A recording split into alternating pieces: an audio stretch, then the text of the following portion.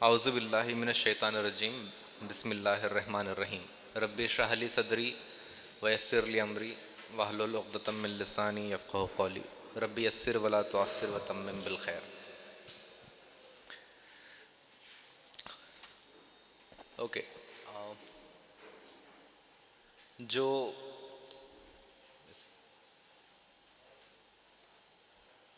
تربیتی نوعیت کے پروگرامز ہوتے ہیں، اس میں ایکو بہت زیادہ ہو جا رہا ہے.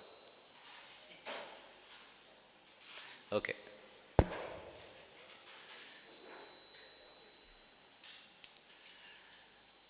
ان کی کیفیت عام طور پر ٹچ اینڈ گو قسم کے پروگرامز کی بن جاتی ہے، اور یہ ایک بڑا مسئلہ ہے. کئی لوگ، اور وہ لوگ جو کہ بہت گہرائی کے ساتھ اور اٹھتے بیٹھتے ہوئے تحریک اسلامی کے اور عیسائیوں کے لوگوں سے جن کی ملاقاتیں ہوتی رہتی ہیں، وہ ایک قسم کی بحرانی کی کیفیت کو نوٹس کرتے ہیں. کئی مرتبہ ایسے تجربے سامنے آئے کہ آپ ہی کی جیسی ایک مجلس میں لوگوں نے پوچھا کہ فلاں فلاں کتاب کا مطالعہ کس نے کیا ہے، کتنے لوگوں نے کیا ہے. تو بہت کم لوگ ایسے ہوتے ہیں خود عیسائیوں کی اعلیٰ سطحی نشستوں میں کہ جنہوں نے بہت ساری بنیادی نوعیت کی کتابوں کا بغور مطالعہ کیا ہوتا ہے.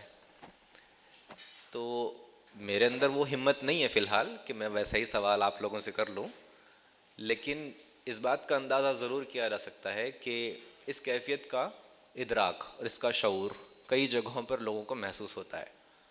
اور میرا خیال ہے آپ کی قیادتیں اسی احساس کے پیش نظر اس قسم کے پروگرامز کا انعقاد بھی کرتی ہیں.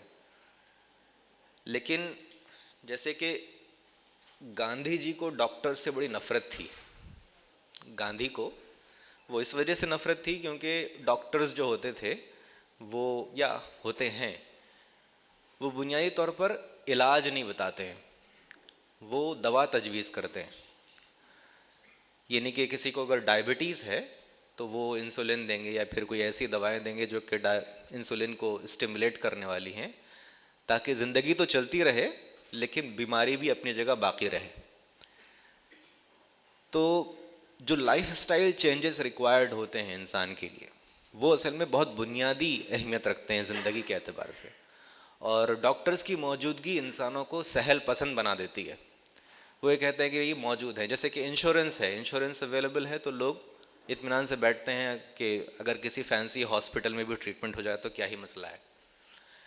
تو یہ جو موٹیویشنز کا چینج ہو جانا ہے، یہ کسی درجے میں ان پروگرامز کے ذریعے سے بھی ہوتا ہے کہ آپ کتابوں کو پڑھ کے، غور و فکر کر کے، تجزیہ کر کے کسی ایک رائے تک پہنچنے کے بجائے یہ سمجھتے ہیں کہ ایک ڈوز مل جائے گا دوا کا پروگرام میں اور بات ختم ہو جائے گی. تو یہ جو سہل پسندی ہے جو کہ عیسائیوں کے کیڈر میں بھی ہے، مجھے لگتا ہے کہ اور بھی جگہوں پر ہے، یہ بڑی نقصان دہ ہے. یہ ایک بحران کا پیش خیمہ ہے. اس میں ہوتا یہ ہے کہ جو بولنے والے ہیں وہ ظاہر سی بات ہے اپنی ہی فکر کی ترجمانی کریں گے، اور کسی نہ کسی درجے میں آپ کو شاید آمادہ کر دیں غور و فکر کرنے کے لیے، لیکن جو آپ کا کانٹمپلیٹو پروسیس ہے، غور و فکر کرنے کا جو عمل ہے، اس عمل میں یہ چیز رکاوٹ بن جاتی ہے. تو اس کیویاٹ کے ساتھ، اس وارننگ کے ساتھ میں اپنی گفتگو کا آغاز کر رہا ہوں کہ امید ہے کہ آپ لوگ جو ضخیم اور مشکل، اسپیشلی جس زمانے میں مولانا مودودی لکھا کرتے تھے، مولانا مودودی کے بارے میں یہ بات کہی جاتی تھی کہ بہت آسان زبان میں لکھتے ہیں اس زمانے کے اعتبار سے، لیکن آج کل وہی زبان ہمارے بچوں کے لیے بہت مشکل ہو جاتی ہے، اور اس کے لیے پھر ایک تسہیل پر مبنی ایک اور کتاب لکھنی پڑتی ہے جو کہ نہیں معلوم کہ واقعتاً ترجمانی کرتی بھی ہے کہ نہیں کرتی ہے. تو یہ جو مسائل در مسائل پیدا ہوتے ہیں، یہ اس وجہ سے پیدا ہوتے ہیں کیونکہ لوگ غور و فکر سے پڑھتے نہیں ہیں چیزوں کو. تو ٹھیک ہے، آپ ابتدا کے لیے اس پروگرام کیا اس کی بحثوں کا لحاظ کر سکتے ہیں، لیکن خود پڑھ کر، چیزوں کو سمجھ کر جب تک کہ آپ نہیں آگے بڑھیں گے تب تک کہ بہت چیزیں، افکار، تصورات، خود عیسائیوں کی فکر، جماعت اسلامی کی لیگیسی، یہ تمام چیزوں کے بارے میں آپ لوگوں کو بہت ساری چیزیں کلیئر نہیں ہوں گی.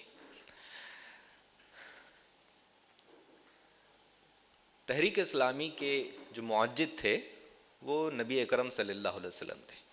اللہ کے رسول صلی اللہ علیہ وسلم نے ایک ہی تحریک کی بنیاد رکھی، اس کو تحریک اسلامی کہہ سکتے ہیں آپ، ایک براڈ کنسپٹ ہے.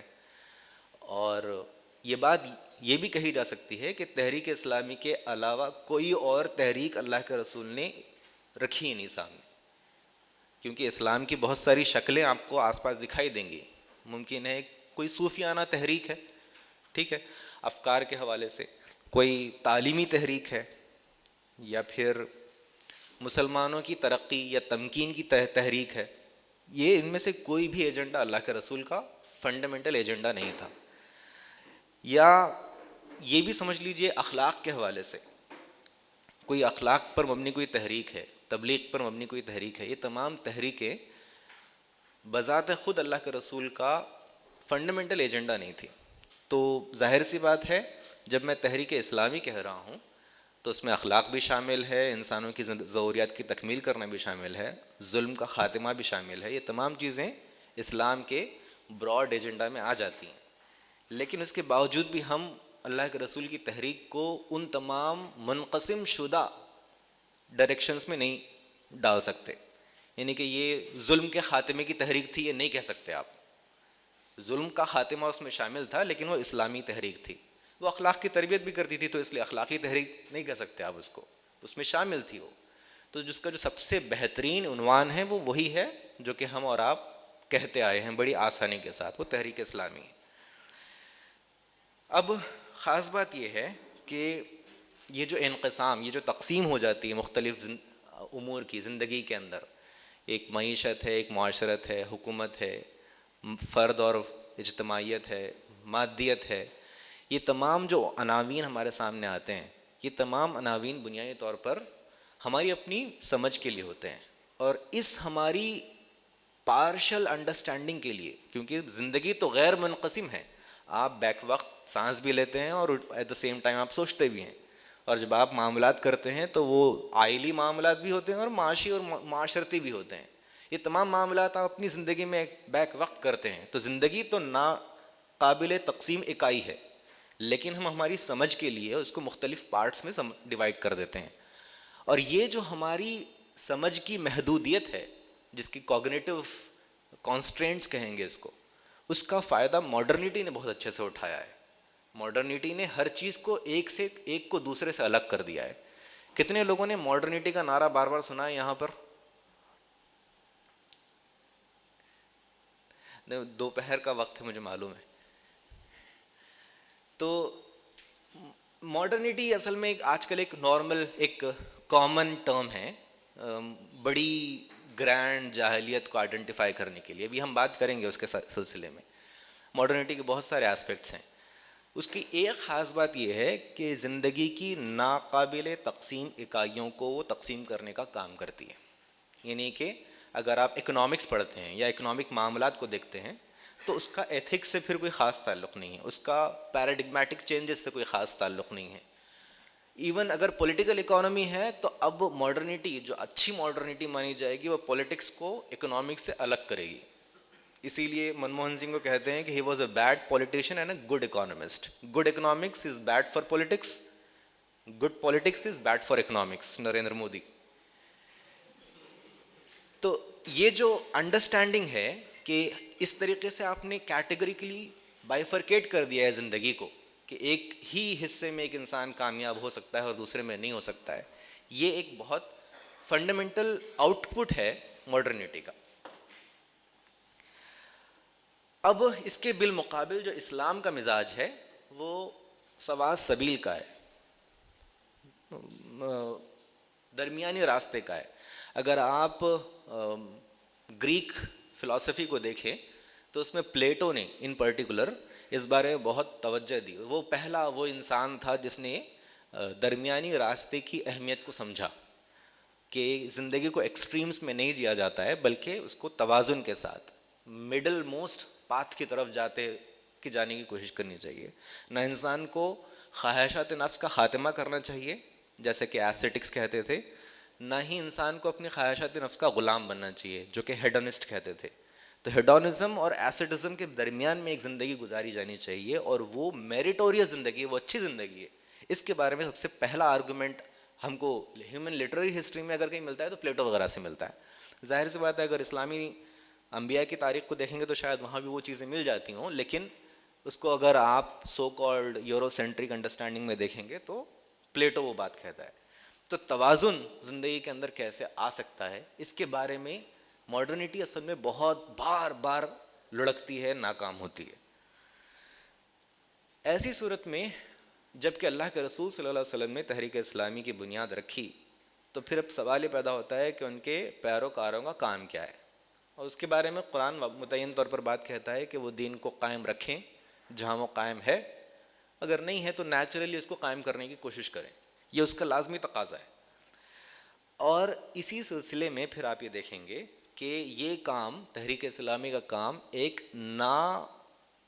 ناقابل تقسیم اکائی کی حیثیت سے, ایک وحدت کی حیثیت سے اللہ کے رسول سے لے کر ہم تک پہنچتا ہے. یہ کوئی ایسی چیز نہیں ہے جس کے اوپر بہت تعجب کرنے کی ضرورت ہے. جتنی تجدیدی کوششیں ہیں وہ تمام تحریک اسلامی ہی کی کوششیں ہیں, اور اس درمیان میں اسلام کی صحیح سوچ کو سمجھنے کے اعتبار سے بہت سارے فتنے پیدا ہوئے. کچھ فتنے ٹھیٹ سیاسی فتنے تھے جو کہ اسلام کے نظام اسلامی کے اندر سیاست کو پراگندہ کرنے والے فتنے تھے, وہ فتنے الگ ہیں. اس کے علاوہ کچھ فلسفیانہ اور کلامی قسم کے فتنے تھے, کچھ فقہی قسم کے فتنے تھے, اور ممکنہ طور پر کچھ اخلاقی قسم کے فتنے بھی تھے.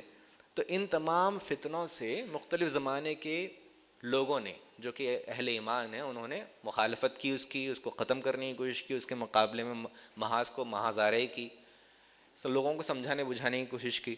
یہ تمام جو سلسلہ ہے, اس سلسلے کو آپ کو اس اعتبار سے دیکھنا چاہیے کہ ان تمام فتنوں کے مقابلے میں جب لوگوں نے بات کی تو وہ اصل میں رجوع اسی طرف ہے جو کہ اللہ کے رسول صلی اللہ علیہ وسلم نے پیش کیا تھا.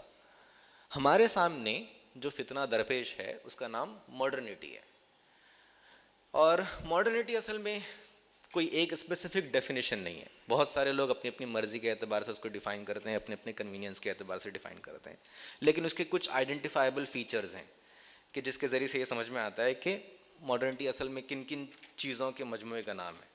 اس کا کانٹیکس بنیادی طور پر یہ ہے کہ یورپین, اس کا بنیادی کانٹیکس پورا یورپ ہے, پوری دنیا نہیں ہے. ماڈرنٹی کا کانٹیکس صرف یورپ ہے, اور اس کا آئیڈیا یہ ہے کہ یورپ میں کلیسا برباد ہو رہا تھا, اس کا ظلم بڑھ رہا تھا, تو مذہب کے تعلق سے مجموعی طور پر جو رسپانس تھا اس کو آپ عام طور پر ماڈرنٹی کہہ سکتے ہیں. حالانکہ یہ بہت براڈ بیسڈ ڈیفینیشن ہے, لیکن یہ ساری کی ساری چیزیں ماڈرنٹی میں آ جاتی ہیں.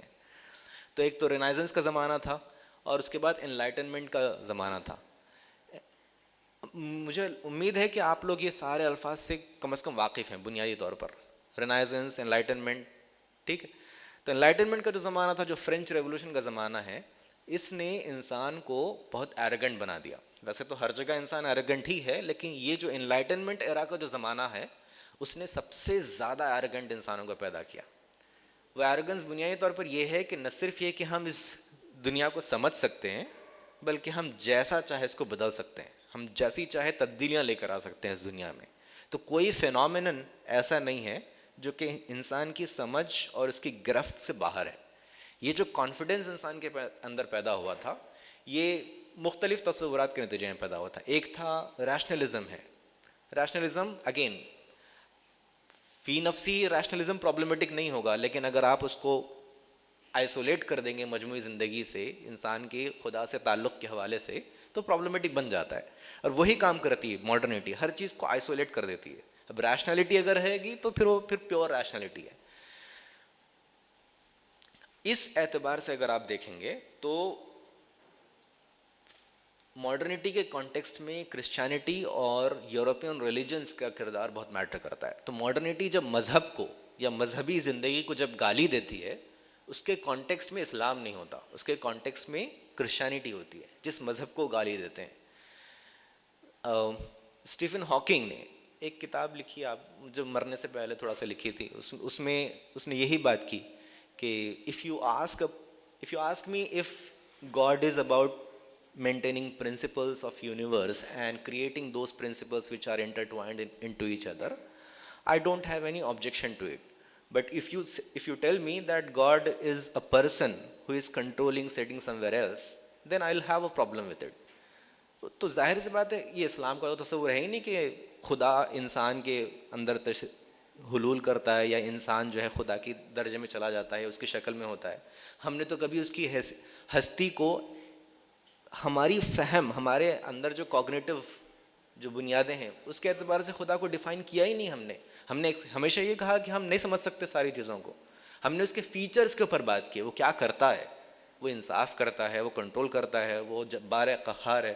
اس کی صفات کے اوپر بہت ساری باتیں کی ہیں، لیکن وہ ہے کیسا، اس کا ہاتھ کیسا ہے، پیر کیسا ہے، اس کے اوپر بات نہیں کی ہم نے کبھی.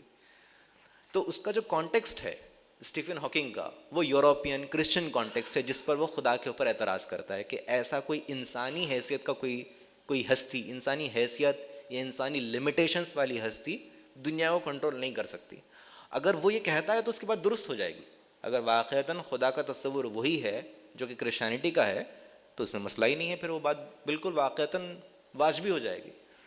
تو یہ ایک بہت بڑا مسئلہ ہے کہ جب بھی یورپین اسکالرشپ بات کرتی ہے ریلیجن کے اوپر کرٹیک کی، تو ان کا جو کانٹیکسٹ ہے، ان کا جو فریم آف مائنڈ ہے، وہ بنیادی طور پر کرسچن ہوتا ہے. اب اس میں ایک مسئلہ یہ ہے کہ انسانی عقل کو ایک غیر ضروری اہمیت دے دی گئی ہے. ظاہر سی بات ہے اب بہت سارے مسلمانوں میں ایسے لوگ ہیں جو کہ کہتے ہیں کہ نہیں عقل کو برا مت بولو، بہت بڑا مسئلہ پیدا ہو جائے گا.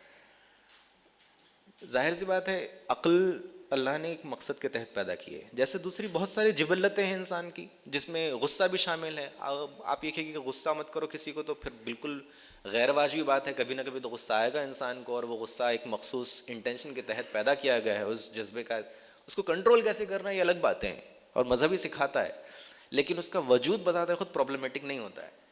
اسی لیے عقل کے بارے میں جو ماڈرنٹی کا انڈرسٹینڈنگ ہے وہ بہت ہی اوور ریٹڈ ہے.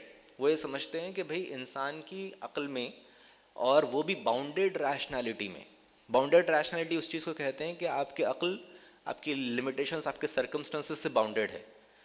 تو اکنامکس میں اگر آپ جائیں گے تو باؤنڈیڈ ریشنالٹی یہ ہے کہ اگر آپ کے پاس 100 روپیہ ہے تو آپ سب سے زیادہ پیسہ اس میں سے یوٹیلیٹی، خوشی ان 100 پیسے سے حاصل کرنے کی کوشش کریں گے. اس کی باؤنڈیڈ ریشنالٹی میں یہ بات شامل نہیں ہے کہ آپ وہ پیسہ کسی اور کو دے دیں گے. باؤنڈیڈ ریشنالٹی اس بات کی اجازت نہیں دیتی آپ کو. میکسیمائزنگ پرنسپلس کو فالو کرتے ہیں کہ more is preferred to less all the time. تو پھر بعد میں یہ بات نہیں کچھ چیزیں انسان کبھی سیٹسفائی ہو جاتا ہے تو پھر اسی ماڈرنسٹ فریم ورک کے اندر تھوڑا سا چینجز لے کر آنے کی کوشش کی جاتی ہے.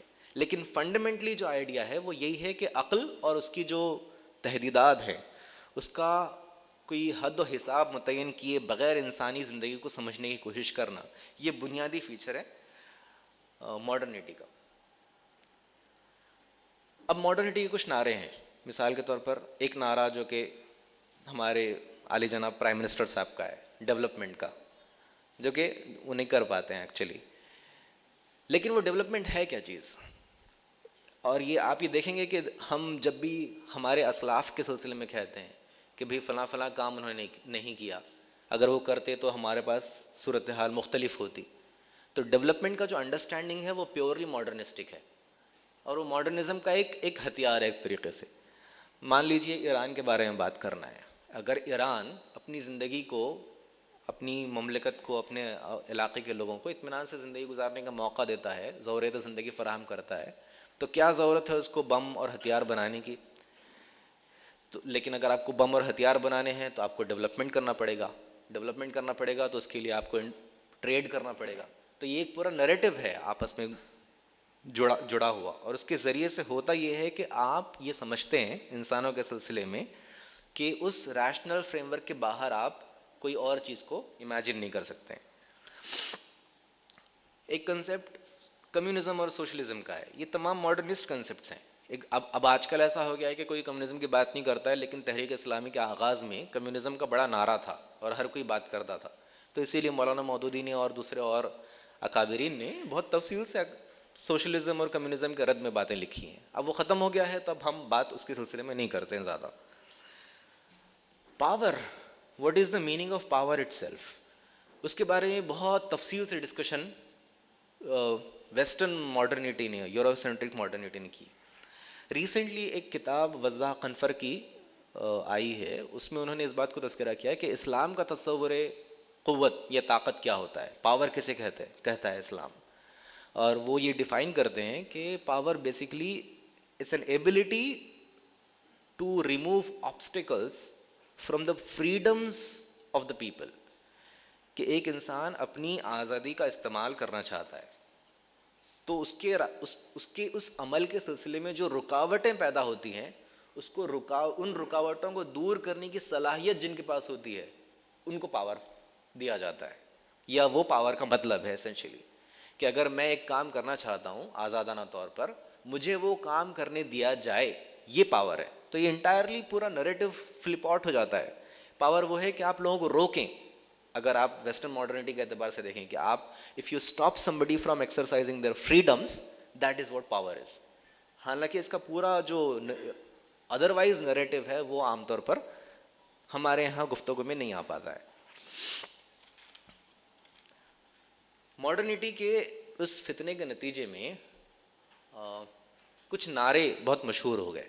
ان نعروں میں ایک نعرہ ہے ساورینٹی کا، یعنی کہ حکومت کس کی ہوگی. اب ظاہر سی بات ہے ساورینٹی کا یہ پورا تصور جو آیا وہ مونارکی سے آیا ہے کہ ساورن آف دا پیپل، جو کوئین ہے یا کنگ ہے، برٹش کنگ اور کوئین ہے، یا پھر فرانس کے جو بادشاہ ہیں ان کی ساورینٹی.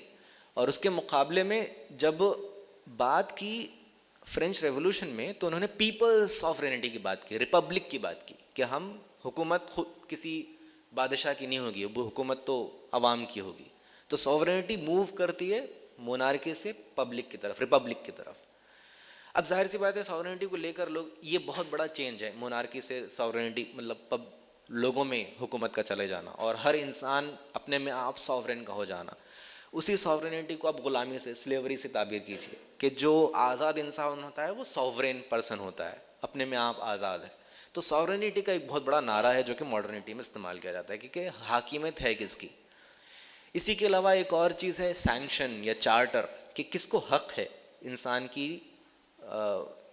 کے اوپر کوئی قانون کو نافذ کرنے کا. مولانا مودودی علیہ الرحمہ کا ایک بہت چھوٹا سا کتابچہ ہے، ایک نہایت اہم استفتاء کے نام سے. آپ لوگوں نے سنا ہے اس کے بارے میں؟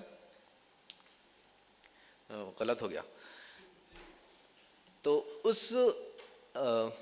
اس کتابچے میں ایک نہایت اہم استفتاء میں مولانا مودودی سے ایک سوال کسی نے کیا کہ انگریزوں کی حکومت کے زمانے میں اگر ہمارے شرعی معاملات کے سلسلے میں اگر ہم کو کوئی فیصلہ کروانا ہے تو کیا غیر شرعی یا حکومت کی عدالتوں میں اپروچ کرنا جائز ہے کیا؟ مولانا مودی نے کہا کہ جائز نہیں ہے کسی غیر شرعی عدالت میں. اور اس کے جو آرگومنٹیشن میں مولانا مودی ان تمام الفاظ کا استعمال کرتے ہیں کہ برطانوی حکومت کے رہتے ہوئے اگر کوئی اور انسان اپنی متوازی عدالت کو چلا لے تو اس کو بغاوت تعبیر کیا جاتا ہے، کیونکہ ساورینٹی برٹش راج کی ہے اور صرف برٹش راج کی دی ہوئی عدالتوں ہی کو اس بات کی اجازت ہے، سینکشن ہے کہ وہ فیصلہ کرے انسانوں کے درمیان میں. تو یہ جو سینکشن کا جو معاملہ آتا ہے یہ اس طریقے سے آتا ہے کہ کس کو اس بات کا حق ہے کوئی فیصلہ کرنے کا. ان تمام الفاظ کا استعمال کرتے ہوئے جو ماڈرنٹی کے الفاظ ہیں، مولانا مودودی نے اپنے ایک موقف کو پیش کیا اور وہ موقف یہ تھا کہ حاکمیت تو خدا کی ہوتی ہے. کسی انسان کو سینکشن ملتا ہے کام کرنے کے لیے کسی مختصر مدت کے لیے یا مختصر حدود کی پاسداری کرتے ہوئے، اس کے علاوہ اس کو اس بات کی اجازت نہیں ہوتی ہے. ماڈرنٹی کی لینگویج میں ایک اور چیز آتی ہے کہ اقتدار کا حق کس کو ہے، بلکہ انفیکٹ حق، رائٹس کی بات ہوتی ہے. کئی چیزیں ایسی ہیں ماڈرنٹی میں جو ایمانسیپیٹری نیچر ہے. ایمانسیپیشن تو جانتے ہوں گے نا آپ لوگ، رائٹ؟ کسی ایک مجبور یا پسماندگی کی حالت کا شکار کوئی قوم جب اپنے آپ کو ریئلائز کرتی ہے اس کو ایمانسیپیشن کا عمل کہتے ہیں. تو جس زمانے میں اسلام اپنے عروج پہ تھا 12ویں صدی 11ویں صدی میں، اس وقت قیر مذلت میں تھا یورپ، اس میں کچھ نہیں تھا. اور اس زمانے میں یہ بات متعین ہوتی تھی کہ رائٹس کی کیا حیثیت ہے کسی انسان کے، یعنی کہ عورت کے، مرد کے وغیرہ وغیرہ، یعنی کہ کسی کا زندہ رہنے کا حق ہے بھی کہ نہیں ہے. وہاں یہ تھا کہ کسی انسان کی زندگی کا حق نہیں ہے. کچھ لوگوں کو، سلیوز کو تو کوئی حق نہیں ہے، عورتوں کو کوئی حق نہیں ہے.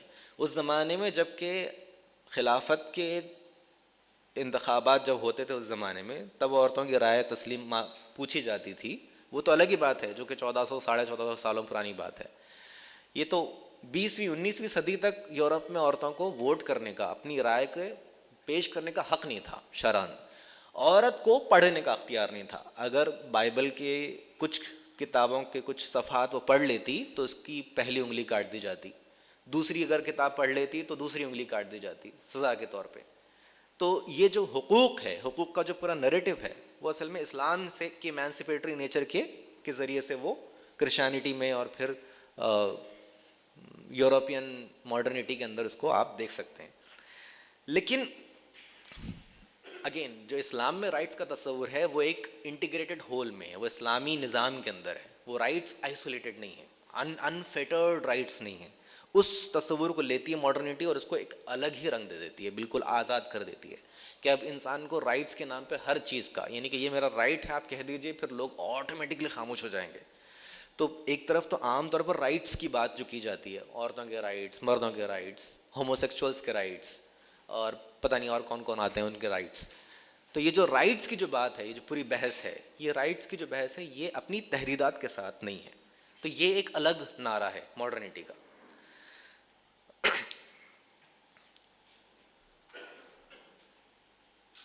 اس کے علاوہ کچھ تصورات ہیں, مثال کے طور پر نیشنلزم. یہ وہ تصور ہے جو کہ ماڈرنٹی سے پہلے کبھی تھا ہی نہیں انسانی دنیا میں. یعنی کہ ہندوستان میں سویلائزیشن کئی سالوں سے چل رہی تھی, ٹھیک ہے, تقریباً 250 سال تو خود مغلوں نے, ناکام مغلوں نے حکومتیں کی ہیں, بیوقوف مغلوں نے. لیکن ان حکومتوں کے باوجود بھی یہ تصورات نہیں تھے کہ سرحد یہاں پر ہے, یا یہ مملکت ہے, یا یہاں پر جو ہے اس کی تحدید ہوگی. یہ ہوتا تھا کہ بہت سارے لوگ بڑی آسانی کے ساتھ ایک مملکت سے دوسری مملکت میں بغیر کسی ویزا کے, بغیر کسی رکاوٹ کے ٹرانسفر ہوتے تھے. اور یہی وجہ تھی کہ ہندوستان میں چونکہ امن و سکون کا ماحول تھا, وہاں صفوی حکومت جو ایران میں تھی اس کے مقابلے میں, تو اس وجہ سے بہت سارے ائمہ کرام اور بہت سارے صوفیہ, بہت سارے اسکالرز سفر کر کر کے ہندوستان میں بدایوں کے علاقے میں, اجمیر میں, گلبرگہ میں, مختلف علاقوں میں 11ویں اور 12ویں صدی میں ہجرت کر کے آتے رہے. یہاں یہ بادشاہوں کے آنے سے پہلے کی بات بتا رہا ہوں میں آپ کو. ایسا نہیں ہے کہ بادشاہ آئے اور پھر انہوں نے لوگوں کو بسایا, مسلمانوں کو, ایسا نہیں تھا. مسلمان خود آ رہے تھے اور اپنے اپنے علاقے بسائے چلے جا رہے تھے. تو ان تمام تصورات کی ہسٹری پڑھنے کے لیے آپ خلیق احمد نظامی کی کتابوں کو ریفر کر سکتے ہیں. وہ بتاتے ہیں کیسے ہندوستان میں مسلمانوں کا انٹریکشن یہاں کے لوگوں سے شروع ہوا اور کیسے ان کی بستیاں آباد ہوئیں. تو بادشاہ تو بہت بعد میں آئے.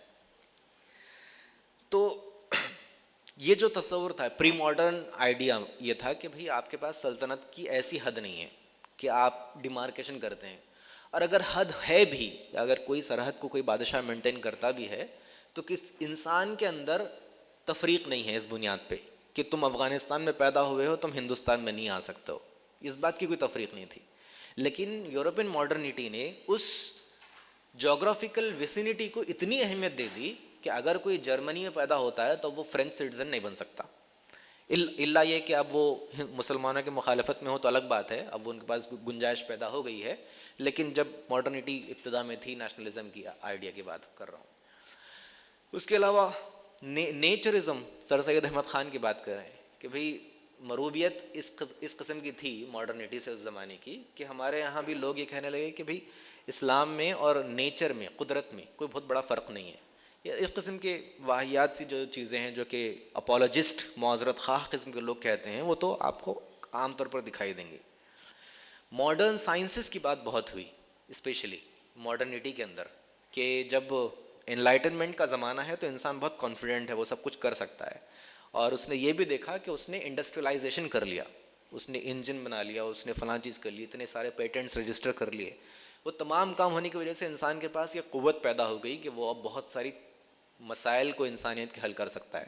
آپ آئیڈینٹیفائی کر رہے ہیں مائکروبس کو, تو بہت سارے علاج کر سکتا ہے.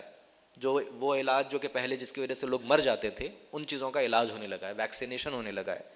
یہ جو تمام تصورات کی وجہ سے انسان کو ایک کانفیڈنس ڈیولپ ہو گیا ہے کہ اب میں تو کیا, بایولوجی کو بھی میں نے مسخر کر لیا ہے, کائنات کو بھی مسخر کر لیا ہے.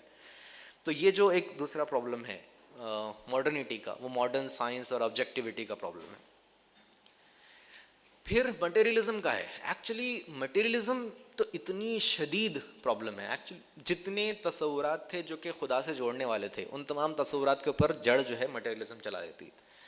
تیشا چلا دیا, ختم ہو گیا. انسان کو اب مستقبل کے حوالے سے اس دنیا کے بعد کوئی زندگی گزارنی ہے تو inter temporal understanding of benefits, میری زندگی کا فائدہ کہاں ہے, صرف اس دنیا میں ہے یا اس کے بعد والی دنیا میں ہے, صرف اس ٹائم فریم میں ہے یا اس کے بعد آنے والے ٹائم فریم میں بھی ہے. اس چیز کو کاٹ دیا ماڈرنٹی نے, اور یہ کہا ہے کہ بھائی اسی دنیا میں رہو, جتنا تم مٹیریل ایکوائر کرو گے اتنا ہی تم پاورفل ہو جاؤ گے. کمیونلزم ماڈرنٹی کے پیداوار میں سے ہے کہ اس نے انسانوں کے درمیان ان کی اپنی اپنی آئیڈینٹیٹیز, ان کے اپنے اپنے نیچر, ان کے ریشل پروفائلز, ان کی وجہ سے ایسی کمیونیٹیرین فیلنگ بنائی جو کہ سیگریگیٹ کرنے والی ہے, انٹیگریٹ کرنے والی نہیں ہے لوگوں کے درمیان. تو آپ یہ دیکھیں گے کہ بھائی وائٹس سپریم مانے گئے, بلیکس جو کہ بہت زیادہ سائنسز کے اندر کنٹریبیوٹ نہیں کر پاتے. ابھی تک ریسنٹلی گزشتہ 20 سال پہلے تک اسٹینفورڈ کے اسکالرز یہ ریسرچ کرتے رہے کہ جو بلیکس ہوتے ہیں ان کی عقلی صلاحیتیں وائٹس کے مقابلے میں بہت کم ہوتی ہیں.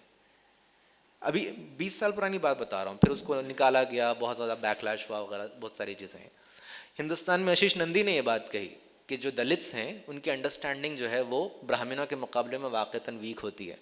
تو ایک دلت کو ایک برہمن کے اندر تو یہ بات مانی جا سکتی ہے کہ دونوں میں کسی ایک کی سمجھ, لیکن مجموعی طور پر کسی ایک کو آئیڈینٹیفائی کرنا, کسی ایک گروپ کو, یہ ایکچولی بہت پرابلمیٹک بات ہے. تو اب اس میں ایک مسئلہ یہ ہوا کہ تحریک اسلامی کو ان تمام مسائل کو فیس کرنا تھا. میرے پاس وقت کتنا ہے, اور ان تمام مسائل کے رہتے ہوئے, اور یہ اتنے ملٹی فیسیٹڈ ایجنڈا تھے. ایک طرف امپیریلزم تھا ہندوستان میں, مغربی افکار کی جہاں تک بات تھی وہیں حکومتوں کی بات تھی. ان تمام کے رہتے ہوئے کیسے جماعت اسلامی یا تحریک اسلامی اپنے فریم ورک کو ڈیولپ کرے. اب اس میں ہوا یہ کہ جو کلچرل ایک ایلیمنٹ ہے ہندوستان کا اور لنگوسٹک ایلیمنٹ ہے, یہ ان دونوں آئیڈینٹیٹیز کو ماڈرنٹی نے یا انگریزوں نے بہت اچھے سے ایکسپلائٹ کیا.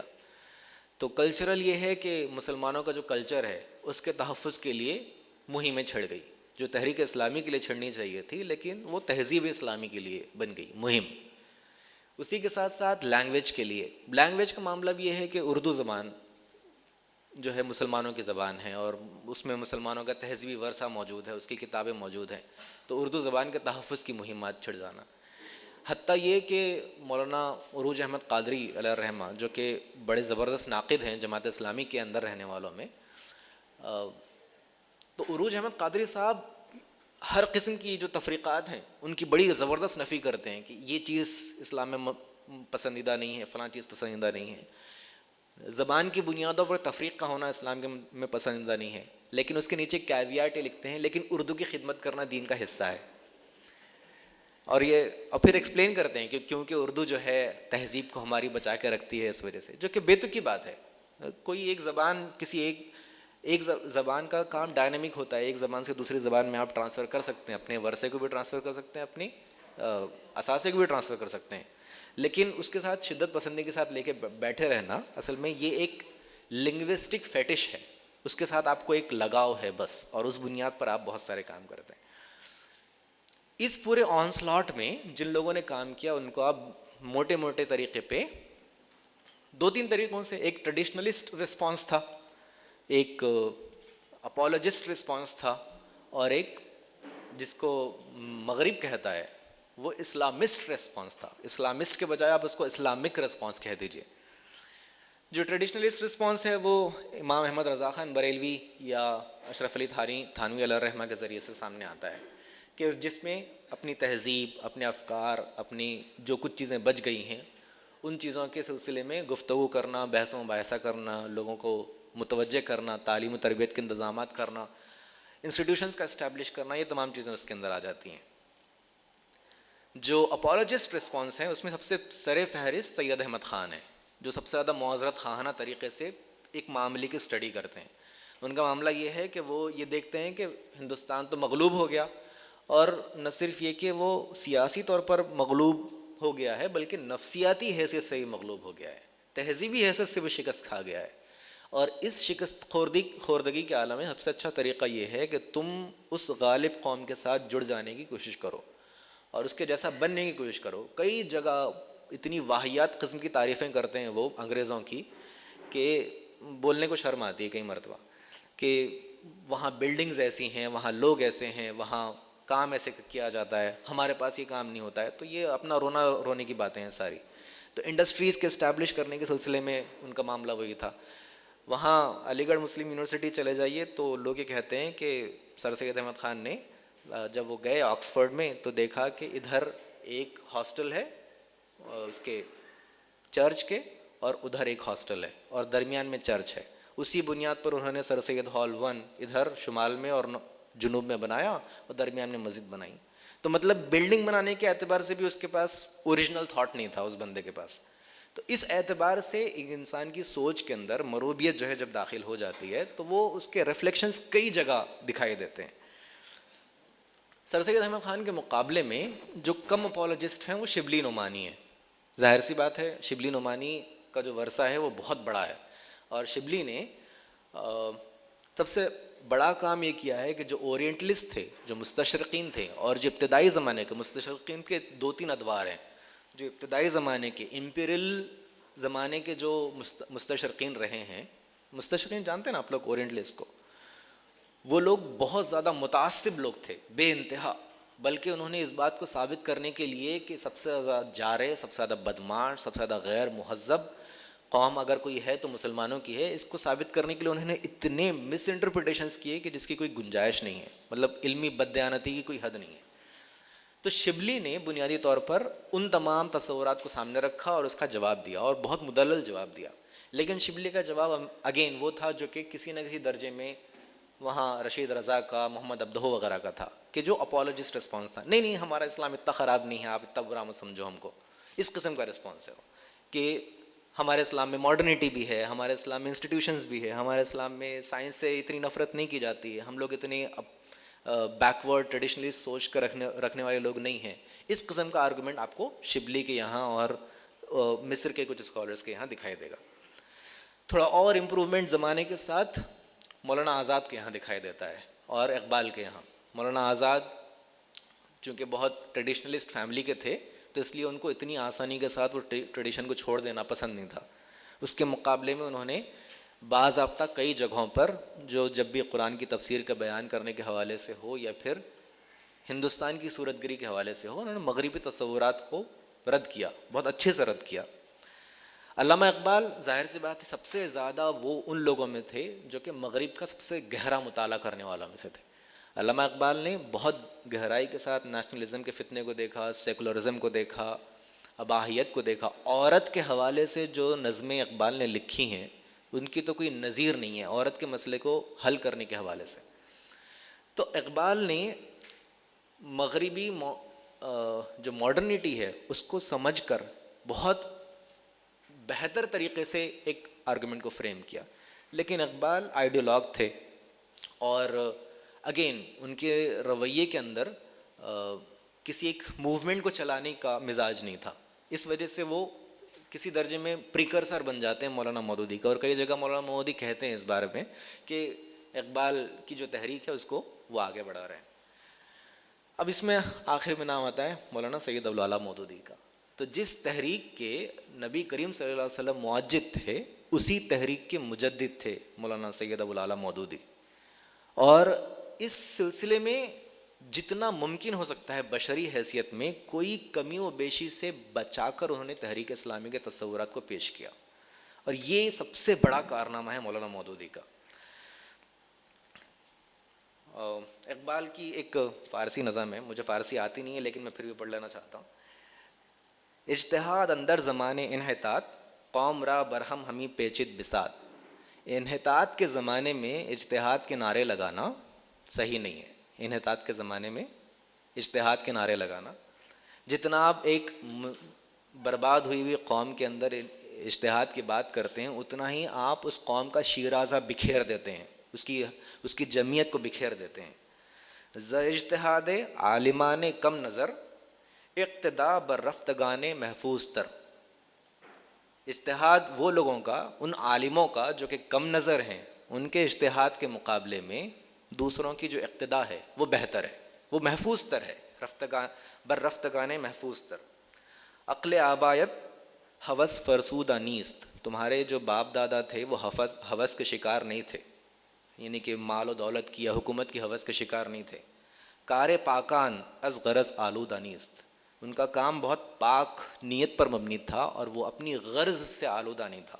یہ بات اقبال رموز بے خودی میں کہتے ہیں، اور یہی بیسکلی ریفلیکشن ہے. جہاں وہ ایک طرف مغرب اور اس کے نتیجے میں پیدا ہونے والی مروبیت کو دیکھ رہے ہیں، وہیں وہ ان تمام کوششوں کا بھی اندازہ کر رہے ہیں جو کہ اس سے مقابلہ کرنے کے لیے کی جا رہی ہیں، کہ وہ مروبیت کے نتیجے میں جو کوششیں پیدا ہوتی ہیں اس کے اندر بڑے بڑے نعرے ضرور لگتے ہیں، لیکن ان نعروں کے نتیجے میں آپ فی نفسی ہی تصورات اسلامی کو کمزور کر دیتے ہیں.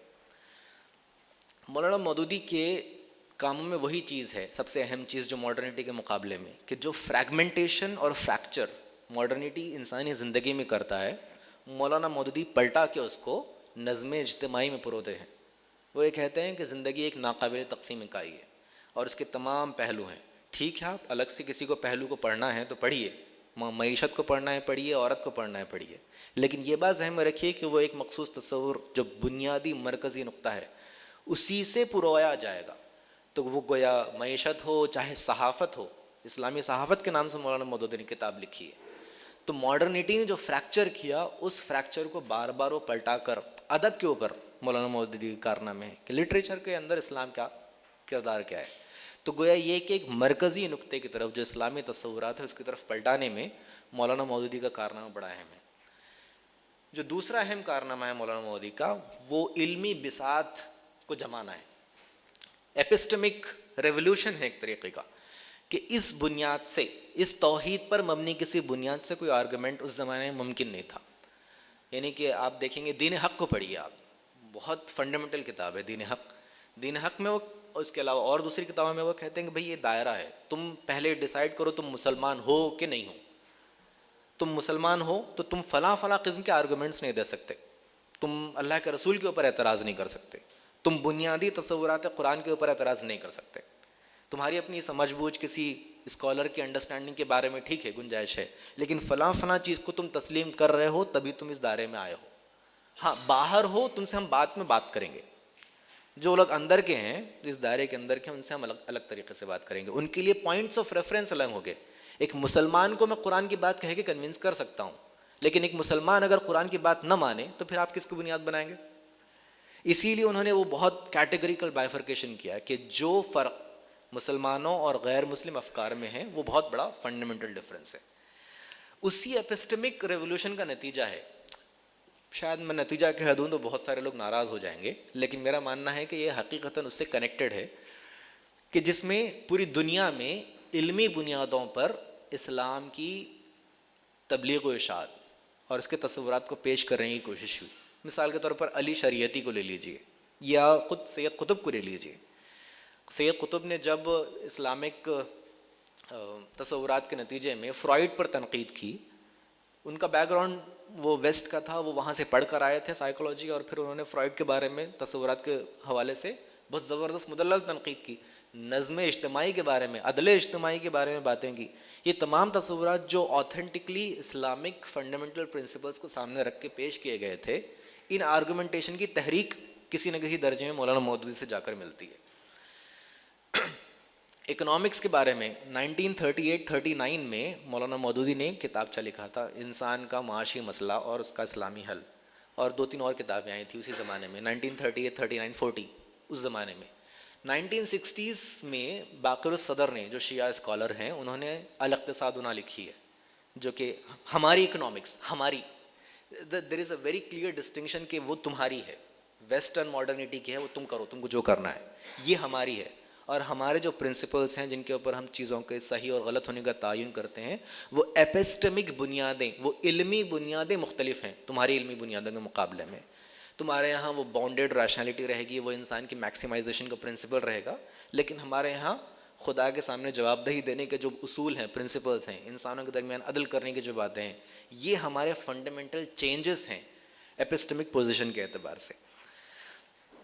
پھر مولانا مودودی نے اس زمانے میں سیکولرزم پہ بہت زبردست تنقید کی اور کہا کہ یہ وہ چیز ہے جو کہ ساورینٹی کے نام پہ انسانوں کو اس طرح حق دے دیتا ہے کہ وہ اب پھر اس حق کا استعمال کر کے وہ جو چاہیں وہ کرتے پھریں، جتنا چاہیں ظلم کرتے پھریں.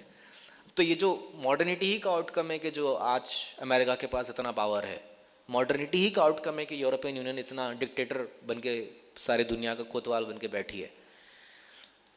تو فرید الاطرش کی جو کتابیں ہیں سیکولرزم کے تعلق سے اور اس کے علاوہ اسلامی تصور علم کے اعتبار سے، علم و تعلیم کے اعتبار سے، ان تمام کے پریکرسرز کہیں نہ کہیں جا کے مولانا مودودی سے ضرور ملتے ہیں.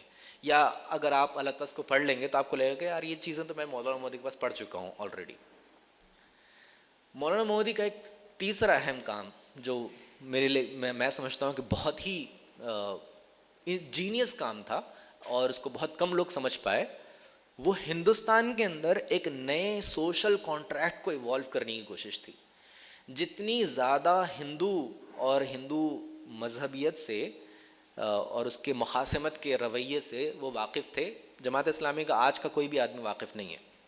وہ اسی زمانے میں جتنے واقف تھے کہ ان کے ایمبیشنز کیا ہیں، کیا وہ کرنا چاہتے ہیں، کتنا ظلم، کس حد تک وہ ظلم کرنا چاہتے ہیں، ان تمام ایمبیشنز کے بارے میں وہ ان کے پاس جو انڈرسٹینڈنگ تھی.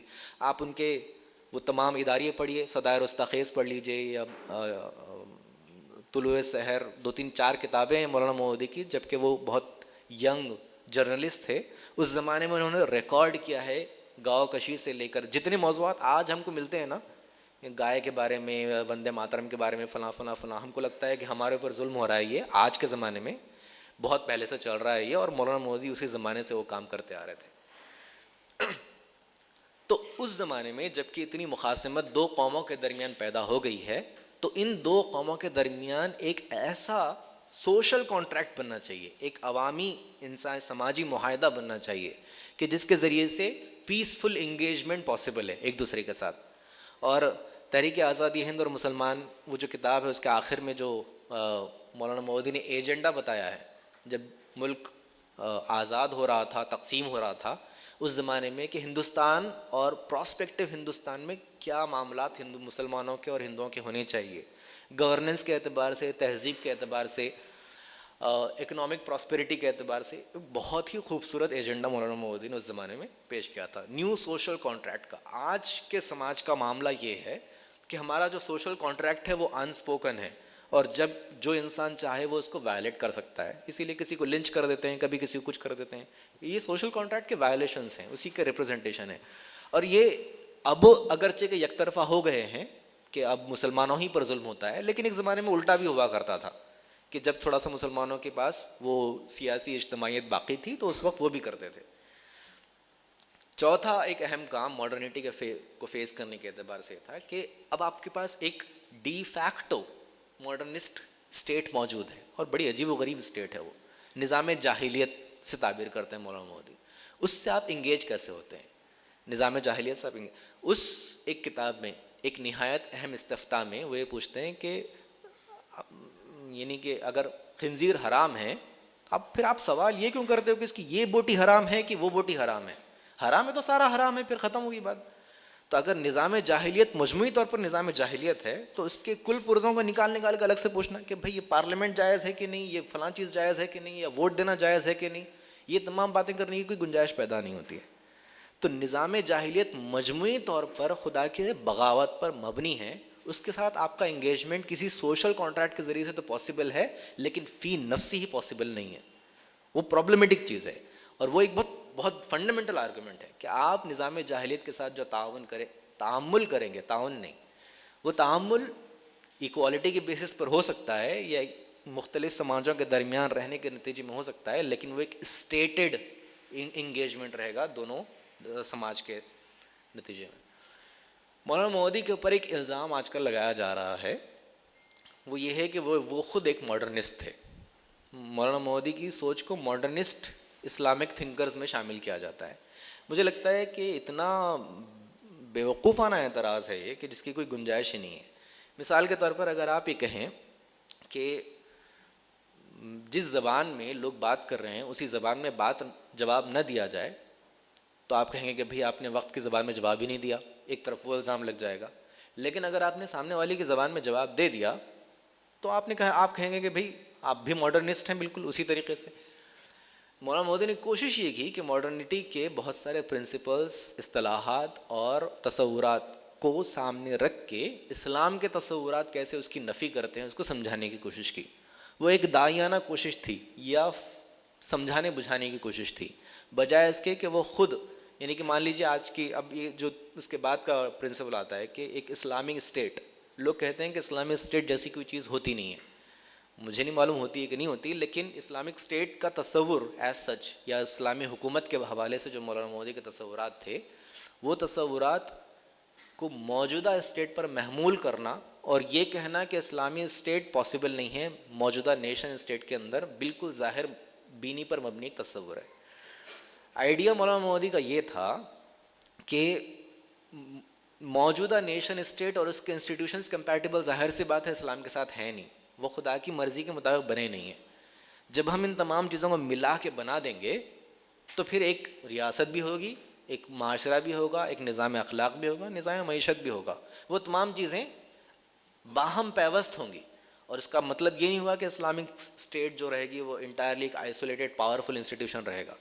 مولانا مودودی نے جتنی کتابیں، جتنے مضامین لکھے ہیں، اس کے اندر وہ توازن آپ کو جگہ جگہ دکھے گا. وہ صرف اسٹیٹ کے اوپر بات نہیں کرتے ہیں، وہ نظام اخلاق، جب بھی اسٹیٹ کو وہ کرتے ہیں اس کو نظام اخلاق سے جوڑ دیتے ہیں. جب بھی وہ اخلاق کی بات کرتے ہیں وہ عقیدے سے جوڑ دیتے ہیں چیزوں کو. تو آپس میں جو ناقابل تقسیم تصورات ہیں ان کو ملا کر پیش کرنے کی بات کی جاتی ہے، نہ کہ اس کو آئسولیشن میں دیکھنے کی. اب جو جدید ریاست ہے، جو کنٹمپرری نیشنلسٹک ماڈرنسٹ اسٹیٹ ہے، اس میں ایران کا جو ایکسپیریمنٹ ہے وہ بڑا انٹرسٹنگ ہے اور وہ درس کے قابل ہے. ایران نے خدا کی حاکمیت کو ایک جغرافیکل باؤنڈریز کے اندر مینٹین کرنے کی ایک کوشش کی ہے بہرحال. اور اس میں یہ، اب وہ ٹھیک ہے ان کے یہاں ولایت کا تصور ہے اور وہ خدا کے نمائندے بن جاتے ہیں، ولایت ولی، اور وہ ایک پرابلمٹک چیز ہے. لیکن بہرحال جو انتظامیہ اور حکومت خدا کی ہوگی اور انتظامات کے سلسلے میں انسانوں کا اختیار رہے گا. ان دو چیزوں کے اندر فرق کرنے کی مولانا مودودی نے جو کوشش کی تھی اسی کا ایک ریفلیکشن آپ کو اس ایرانی ریولوشن میں ملے گا. اوکے، تو مولانا مودودی کے یہ جو افکار تھے، یہ اس کے بارے میں پھر ایک ریفلیکشن آپ یہ بھی دیکھ سکتے ہیں کہ ڈی کولونیلزم کا ایک مہم چھڑی ماڈرنٹی کے مخالفت میں. مثال کے طور پر خود ماڈرنٹی کے کریٹکس میں کافکا کا تذکرہ کیا جاتا ہے، جو کہ کہتا ہے کہ ماڈرن جو اسٹیٹ ہے وہ بہت بیوروکریٹک ہے اور وہ اپنے آئسولیشن میں کام کرتا ہے. آپ لوگوں نے فرانز کافکا کی کوئی ناول پڑھی ہے؟ اسپیشلی کاسل کو پڑھی ہے. اس میں وہ بتاتا ہے کیسے ایک چھوٹا سا کام کرنے کے لیے آپ کو مختلف بیوروکریٹک پروسیس سے گزرنا پڑتا ہے. اسی ماڈرنسٹ پرنسپل کے تحت جو نازی جرمنی میں لوگوں کا قتل عام کیا آئکمین ایک بیوروکریٹ تھا. اس کا کام تھا کہ لوگوں کو جمع کیا جائے، یہودیوں کو، اور ایک جگہ بند کیا جائے. اس نے بیوروکریسی کے اندر کام کیا بغیر کسی اخلاق، بغیر کسی مطلب ماورا کسی تصور کا احساس کیے بغیر. اس کا کام ہے، بیوروکریٹ ہے، اس کا کام لوگوں کو جمع کرنا ہے، ان کو چیمبر میں بھرنا ہے. اس نے وہ کام کیا. تو وہاں پر morality کہاں پر آ جاتی ہے؟ ایز اے ماڈرنسٹ پرنسپل اس نے تو بہت اچھا بیوروکریٹ ہے، بہت اچھا ایفیشینٹ بیوروکریٹ ہے کہ اس نے وہ کام کیا جو کہ اس کو اسائن کیا گیا تھا. تو ماڈرنٹی کی یہ جو انٹرنل کانٹرڈکشنز ہیں ان کے سلسلے میں بہت ساری باتیں ہوئی ہیں اور اس کے اوپر خود یورپ اب مطمئن نہیں ہے. کام اسی کے مطابق کرتا ہے. ان کے اسکالرشپ جو ہے بڑی بڑی باتیں کرتے ہیں، کانفرنس کرتے ہیں، پیسہ کماتے ہیں. کچھ پرنسپلس ابھی ماڈرنٹی کے ہی ہیں. البتہ جو ڈی کولونیلزم کی جو مہم تھی، اسپیشلی جو پہلے جن علاقوں پر حکومتیں رہیں، ہندوستان، پاکستان، مصر، اس کے علاوہ انڈونیشیا، ملیشیا، پھر برازیل وغیرہ کے علاقے. کتنا ہے وقت؟ اوکے. تو ان تمام علاقوں میں جو ڈی کولونیلزم کی جو مہم چھڑی، اس میں ان تصورات کو سمجھنے کی کوشش کی ہے کہ جب جو ہمارے فہم کے اوپر، جس کو گیس لائٹنگ کہتے ہیں، گیس لائٹنگ بنیادی طور پر یہ ہے کہ آپ سامنے والے کو اس طریقے سے پیش کریں کہ نہیں بھائی تم کو سمجھ میں نہیں آئی یہ چیزیں، اس کی اپنی سمجھ کے اوپر اس کو سوال پیدا کر دینا. تو ہم مسلمان یا گلوبل ساؤتھ کے لوگ خود ہماری اسلامی شناخت اور اسلامی بنیادوں پر تعمیر ہونے والی زندگی کے سلسلے میں خود اندیشوں کے گرفتار ہو جائیں، یہ کام کیا ہے مغرب نے. اور اس کا تذکرہ پھر اسپیواک کرتی ہے جو کہ کہتی ہے کہ جو سبالٹن تھاٹ ہے، وہ سبالٹن تھاٹ بیسیکلی یہ ہے کہ ہم بس محکوم ہیں، ہمارا کام آپ کی جو درست باتیں ہیں ان کو تسلیم کرنا، قبول کرنا اور اپنی کلچر کے اندر اس کو ریفلیکٹ کر لینا ہے. تو یہ انڈین نالج سسٹم بھی جو ہے وہ اسی قسم کا ایک ریئیکشنری میکانزم ہے. تو سبالٹن تھاٹ بھی اپنی کچھ لمیٹیشنس رکھتا ہے، ظاہر سی بات ہے. پانی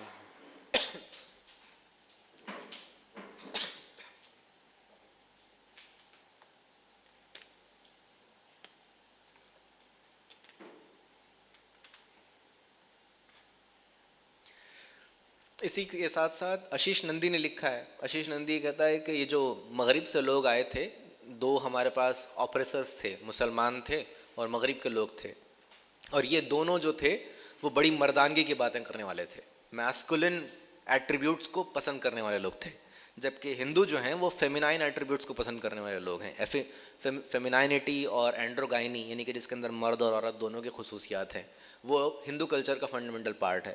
تو ہم کو اس طریقے سے کنونس کیا انگریزوں نے کہ ہماری جو اینڈروگائنی ہے یہ غلط بات ہے، اور اس کے مقابلے میں مردوں کو میسکولن اور عورتوں کو فیمینین ہونا چاہیے.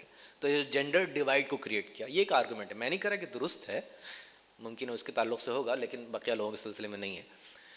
اسی کے ساتھ اس کے علاوہ یہ جو ایک کے بعد ایک ڈی کالونی، مثال کے طور پر فینو ہیں، فرانس فینو نے یہ کہا کہ مغرب جو کچھ کرتا ہے وہ خود اپنے مفاد کے لیے کرتا ہے، تو یکسر ریجیکٹ کرو ان کی تمام چیزوں کو.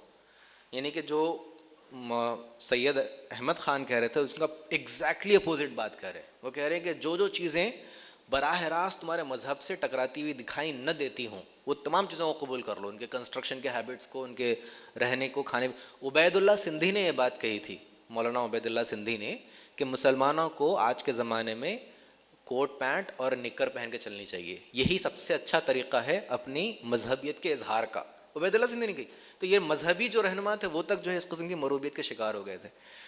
تو اب معاملہ یہ ہے کہ اس ڈی کولونیزم کی جو مہم ہے اس کے حوالے سے میں مولانا مودودی رحمۃ اللہ علیہ کو سب سے اونچے مرتبے پہ رکھتا ہوں کہ مکمل طور پر آزادی کے ساتھ تصورات کو اسٹیبلش کرنا اور بالکل جتنا ممکن ہو سکے بشری حیثیت میں تصورات کو کم از کم واپس اللہ کے رسول کی طرف پلٹانے کی کوشش کرنا، ان کو وہ تصوف کی وادیوں سے نکال کے جو کہ پری ماڈرن سماج میں تھی.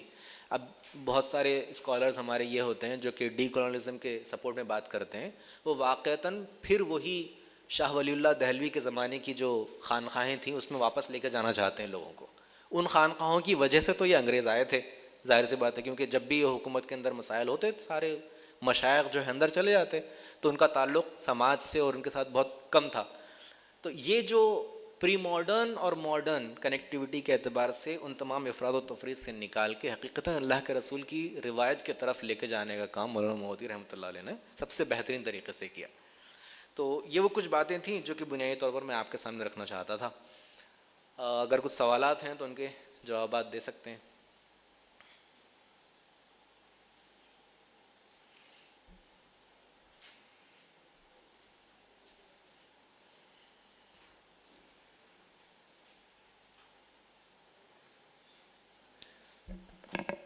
آپ لوگ بور ہو گئے کیا؟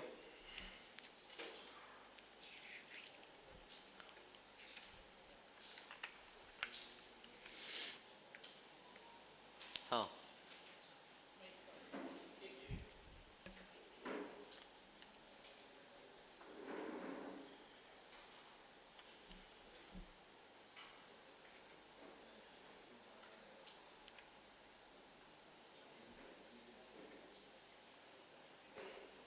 ہلو ہلو جی السلام علیکم. مولانا کا جو سفر پاکستان میں سے جو شروع ہوا اور پھر وہاں پہ جو عملی جدوجہد مولانا نے کی ہے، اور پھر یہ جو ان کا ایک پورا کلاسیکل لٹریچر ہے، تو وہ کیسی مطلب تبدیلیاں ہوئی اور وہ ارتقاء کا کیا سفر رہا، وہ تھوڑا سمجھنا ہے. اس پہ تنقیدیں بھی ہوتی ہیں اور پھر اس کو لے کے مولانا کے کچھ آرگیومنٹس رہے ہوں گے، کیا کیسا رہا وہ تمام چیزیں. پھر کچھ لوگ یہ بھی بتاتے ہیں کہ اب جو جماعت اسلامی کا رخ ہے تو وہ انہی حکمتوں کی بنیادوں پر ہے جو حکمتیں مولانا نے اس وقت پاکستان بننے کے بعد اور جو جب پولیٹکس میں حصہ لیا تھا اس وقت اسی تمام چیزوں کے استنباط میں بتاتی. تو یہ ایک کے بعد ایک سوال کا جواب دوں یا پھر سارے سوالات جمع کر لیے جائیں؟ اوکے. یہ تو بات غلط ہے کہ پاکستان کے تجربوں کی روشنی میں ہندوستان کے معاملات طے کیے جائیں. اگر جماعت اسلامی نے یہ کیا تو سب سے بڑی غلطی کی. اگر جو لوگ کہہ رہے ہیں وہ جماعت اسلامی کی اس زمانے کی قیادت کے سلسلے میں سمجھ بوجھ نہیں رکھتے ہیں، اس وجہ سے یہ بات کہہ رہے ہیں. البتہ مولانا مودودی ظاہر سی بات ہے اوور ایکٹیو ہو گئے تھے سیاست میں. یہ ان کی بے اعتدالی ہی میں شمار کیا جا سکتا ہے میرے نزدیک. معاملہ یہ تھا کہ زندگی کے جتنے تمام پہلوؤں کو تصورات کی نہج پہ پیش کیا مولانا مودودی نے، اب پھر ان کے پاس اس میں سے ایک اسپیسیفک ایسا تصور تھا جس کو پیش کرنے کا ان کو موقع دکھائی دیا، اور وہ سیاسی نظام کا تھا اور نظام قانون کا تھا.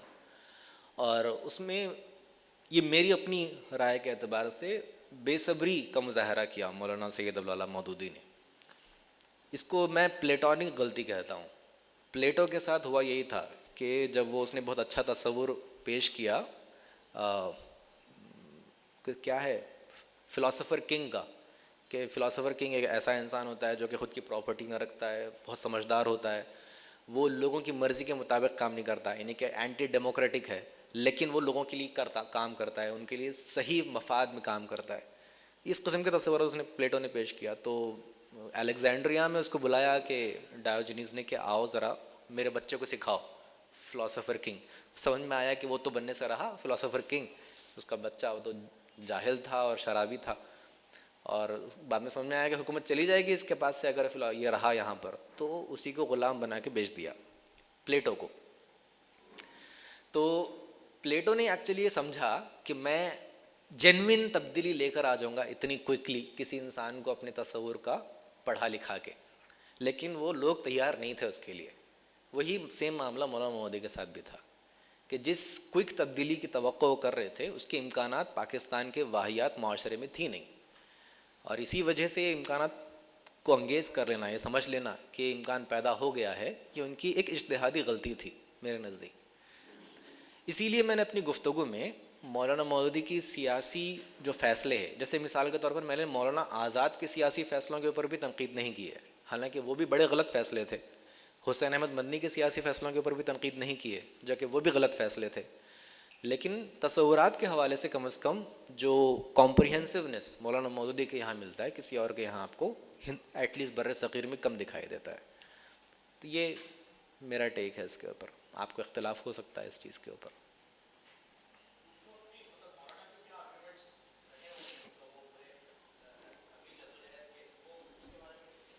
مولانا مودودی کے آرگومنٹ اوورلی سمپلسٹک تھے اس زمانے میں. مثال کے طور پر انہوں نے جب قرارداد مقاصد کو پاس کروا لیا تو انہوں نے اپنے آپ کو بیوقوف بنانے کے لیے ایک طریقے سے یہ کہہ دیا کہ گویا پاکستان کے دستور نے اسلام قبول کر لیا ہے تو پاکستانی کا اسلامی نظام ہے.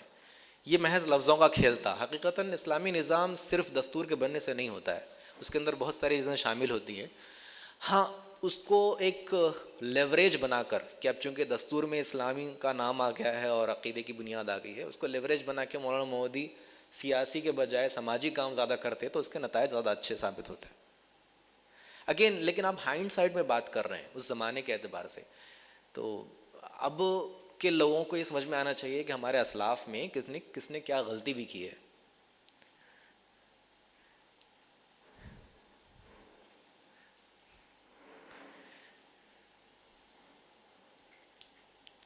کوئی اور سوال؟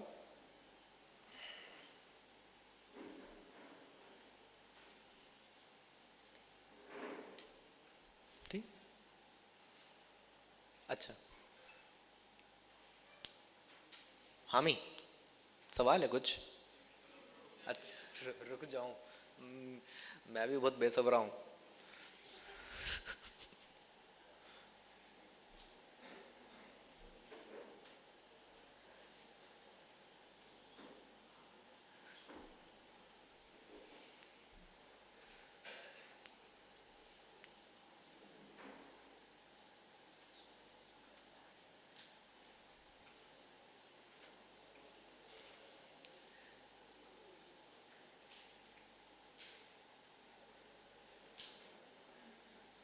اچھا، ایک اٹھا سخت جان بسمل.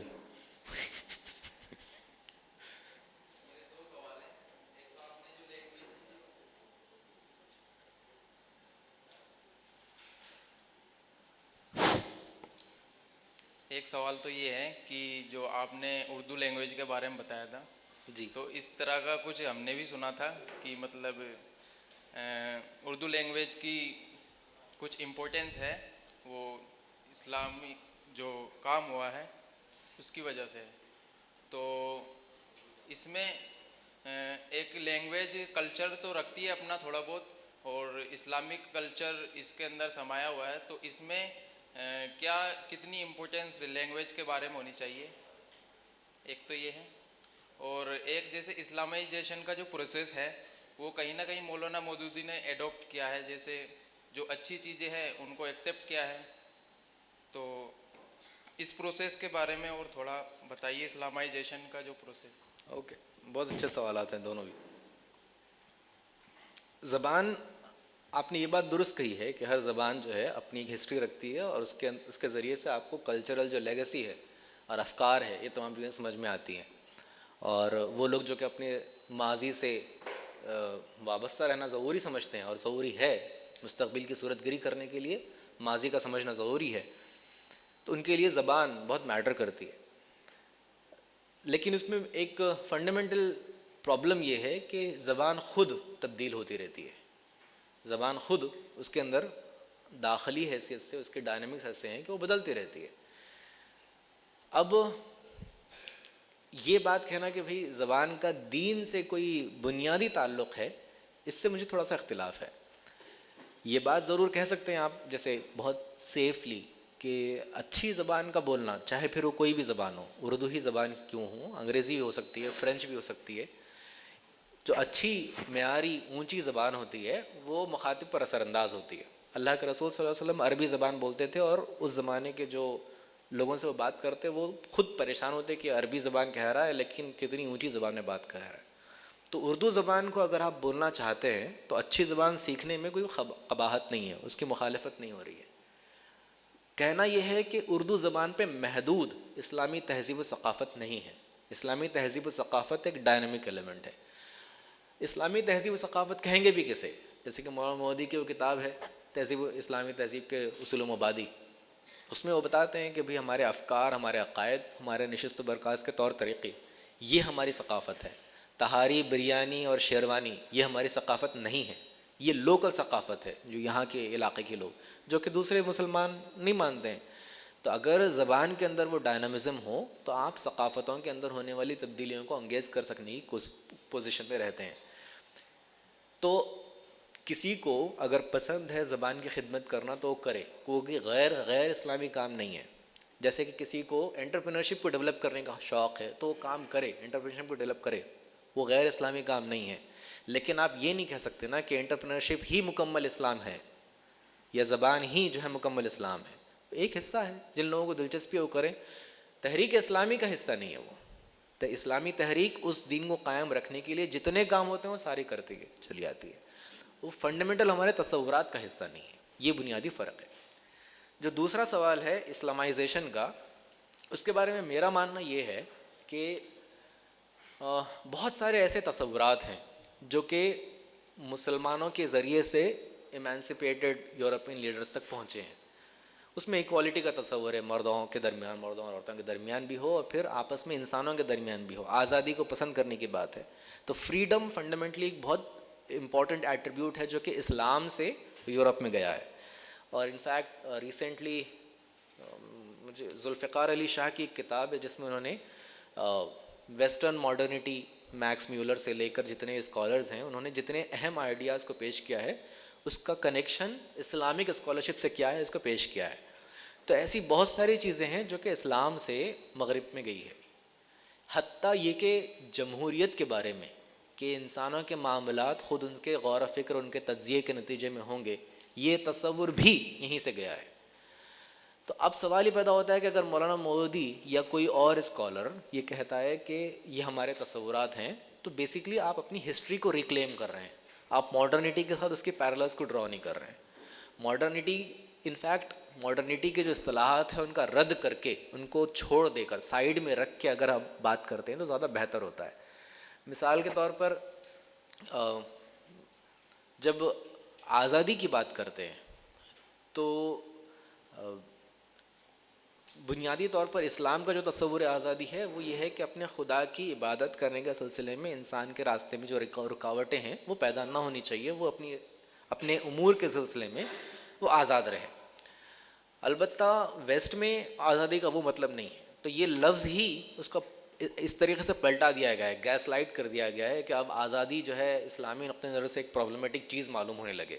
یعنی کہ اگر عورت واقعتاً آزاد ہو جائے گی تو پھر وہ بہت سارے وہ کام کرے گی جو اباحیتی کام ہے, جو کہ بے شرمی اور بے حیائی کے کام ہیں. تو یہ مسئلہ ضرور ہوتا ہے. تو اگر ہم یہ کہتے ہیں کہ نہیں ہم عورت کو حقیقی معنوں میں آزاد کرنا چاہتے ہیں تو ہم پلٹا کر واپس اسلامی تصورات پہ لے کے جانا چاہتے ہیں. یہ کام کرنے میں مولانا مودودی کا جو اپروچ ہے وہ ان اپولوجیٹک ہے شبلی نعمانی کے مقابلے میں. شبلی نعمانی کا اپروچ عام طور پر یہ ہے کہ وہ وضاحتیں دیتے پھرتے ہیں کہ نہیں ہمارے پاس بھی یہ چیزیں موجود ہیں, لیکن مولانا مودودی ایگریسو ہیں کافی. وہ کہتے ہیں کہ نہیں تم نے جو کچھ اچھا سیکھا ہے وہ ہم سے سیکھا ہے. تو یہ فنڈامنٹل ڈفرینس ہے. تو اسلامائزیشن آپ کو دکھائی دیتا ہے لیکن بنیادی طور پر وہ اسلامائزیشن پہلے تو ویسٹ ہی نے اپنے اندر جو انکلکیٹ کیا تھا جو تصورات کو, وہ ہم ہی سے لیے تھے بہت ساری چیزیں. صرف وہی چیزوں کے بارے میں آپ یہ کہہ سکتے ہیں کہ وہ واپس پلٹائی گئی ہیں. ایسی بہت ساری اور چیزیں ہیں جو کہ ویسٹ نے بتا دی ہیں لیکن وہ اس کا اسلام سے کوئی تعلق نہیں ہے. جی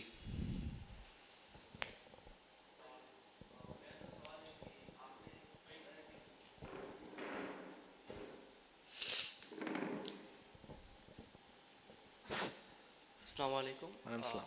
آپ نے جو بتایا کہ ماڈرنٹی کا جو بائی پروڈکٹ ہے nationalism, materialism, secularism and communism, تو ہمارا جو کنٹری ہے تو اس کا جو بنیادی ہے یہ سیکولر سوشل ڈیموکریسی کنٹری.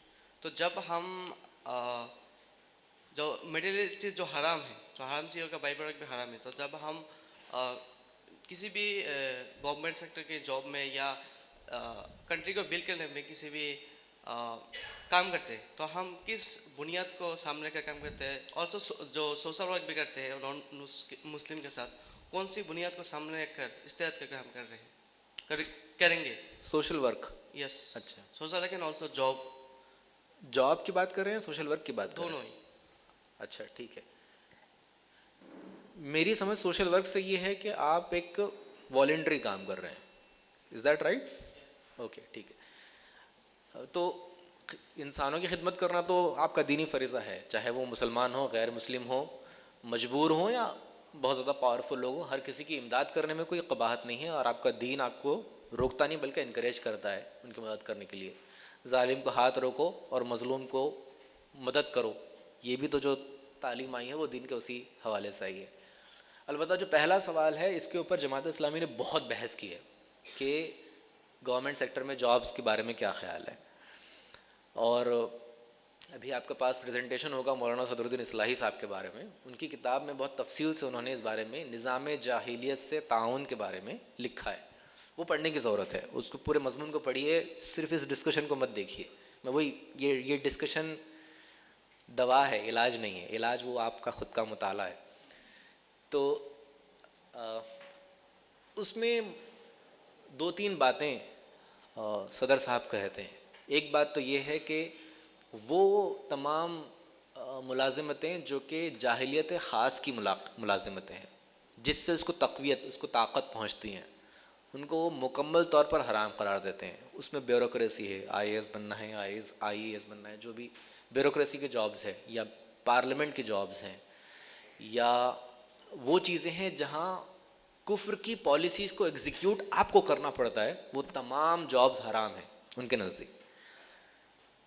البتہ وہ جابز جو کہ ان کنٹینیویشن ہیں, مثال کے طور پر آپ ایک غیر اسلامی حکومت میں بھی ٹرانسپورٹیشن کا کام کرتے ہیں, آپ کو اسلامی حکومت میں بھی وہ کام کرنا پڑے گا.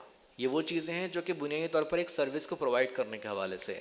تو ان چیزوں میں اگر گورنمنٹ کہیں آپ کو مان لیجیے کسی نے ڈرائیور رکھ لیا, کوئی پرابلم نہیں ہے اس قسم کی ملازمتوں میں جو کہ اصولی درجے کی امداد پر مبنی نہیں ہے. مثال کے طور پر یہ جو پوسٹل سروسز ہے یہ ہر جگہ ہوتی ہیں, اس کے سلسلے میں آپ کو کوئی قباحت نہیں ہے. یا وہ تمام سروسز ہیں جہاں آپ کو آپ کی آزادی ضمیر کے ساتھ کام کرنے کی آپ کی گنجائش ہے، اس میں آپ گورنمنٹ کی جاب لے سکتے ہیں، لیکن اس کے علاوہ گورنمنٹ کو مضبوط کرنے، اس نظام کو مضبوط کرنے والی تمام جابس کو چھوڑنا چاہیے، اجتناب کرنا چاہیے. یہ جماعت اسلامی کی بہت لمبے تک اسٹیٹڈ پالیسی تھی. یہ پالیسی بدل گئی بائی دا وے، لیکن یہ ان کا موقف ہے، میرا بھی وہی موقف ہے.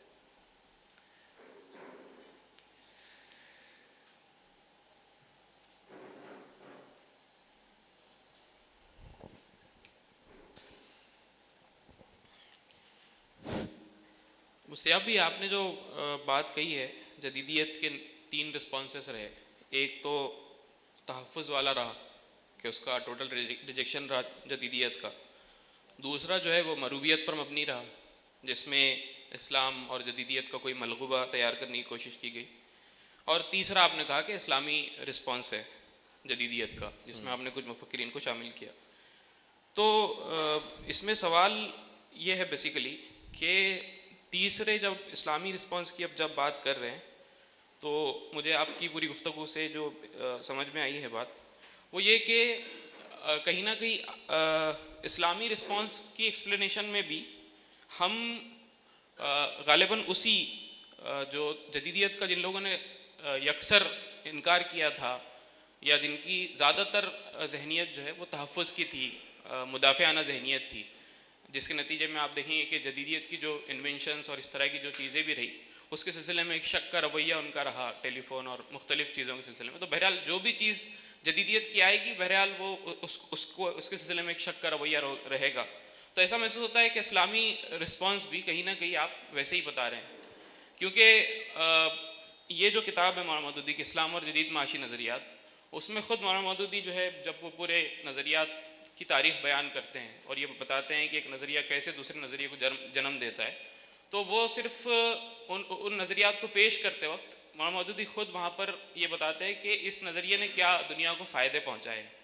تو میری سمجھ یہ ہے کہ مولانا مودودی جہاں کہیں جدیدیت سے انگیج ہوتے ہیں تو یقیناً ان کے پاس وہ ذہن کا قرآنی سانچہ موجود ہے، جس کے نتیجے میں وہ ان کی ایپسٹمک بنیادیں بھی قرآنی ہیں، دینی بنیادیں ہیں، وہ جدیدیت سے مرعوب نہیں ہیں، لیکن کہیں بھی یکسر ریجیکشن کا رویہ نہیں ہے. اس سے جو استفادے کے پہلو تھے اس سے استفادہ بھی کیا گیا، ان کی عملی زندگی میں بھی یہ محسوس ہوتا ہے کہ انہوں نے اس سے استفادہ کیا.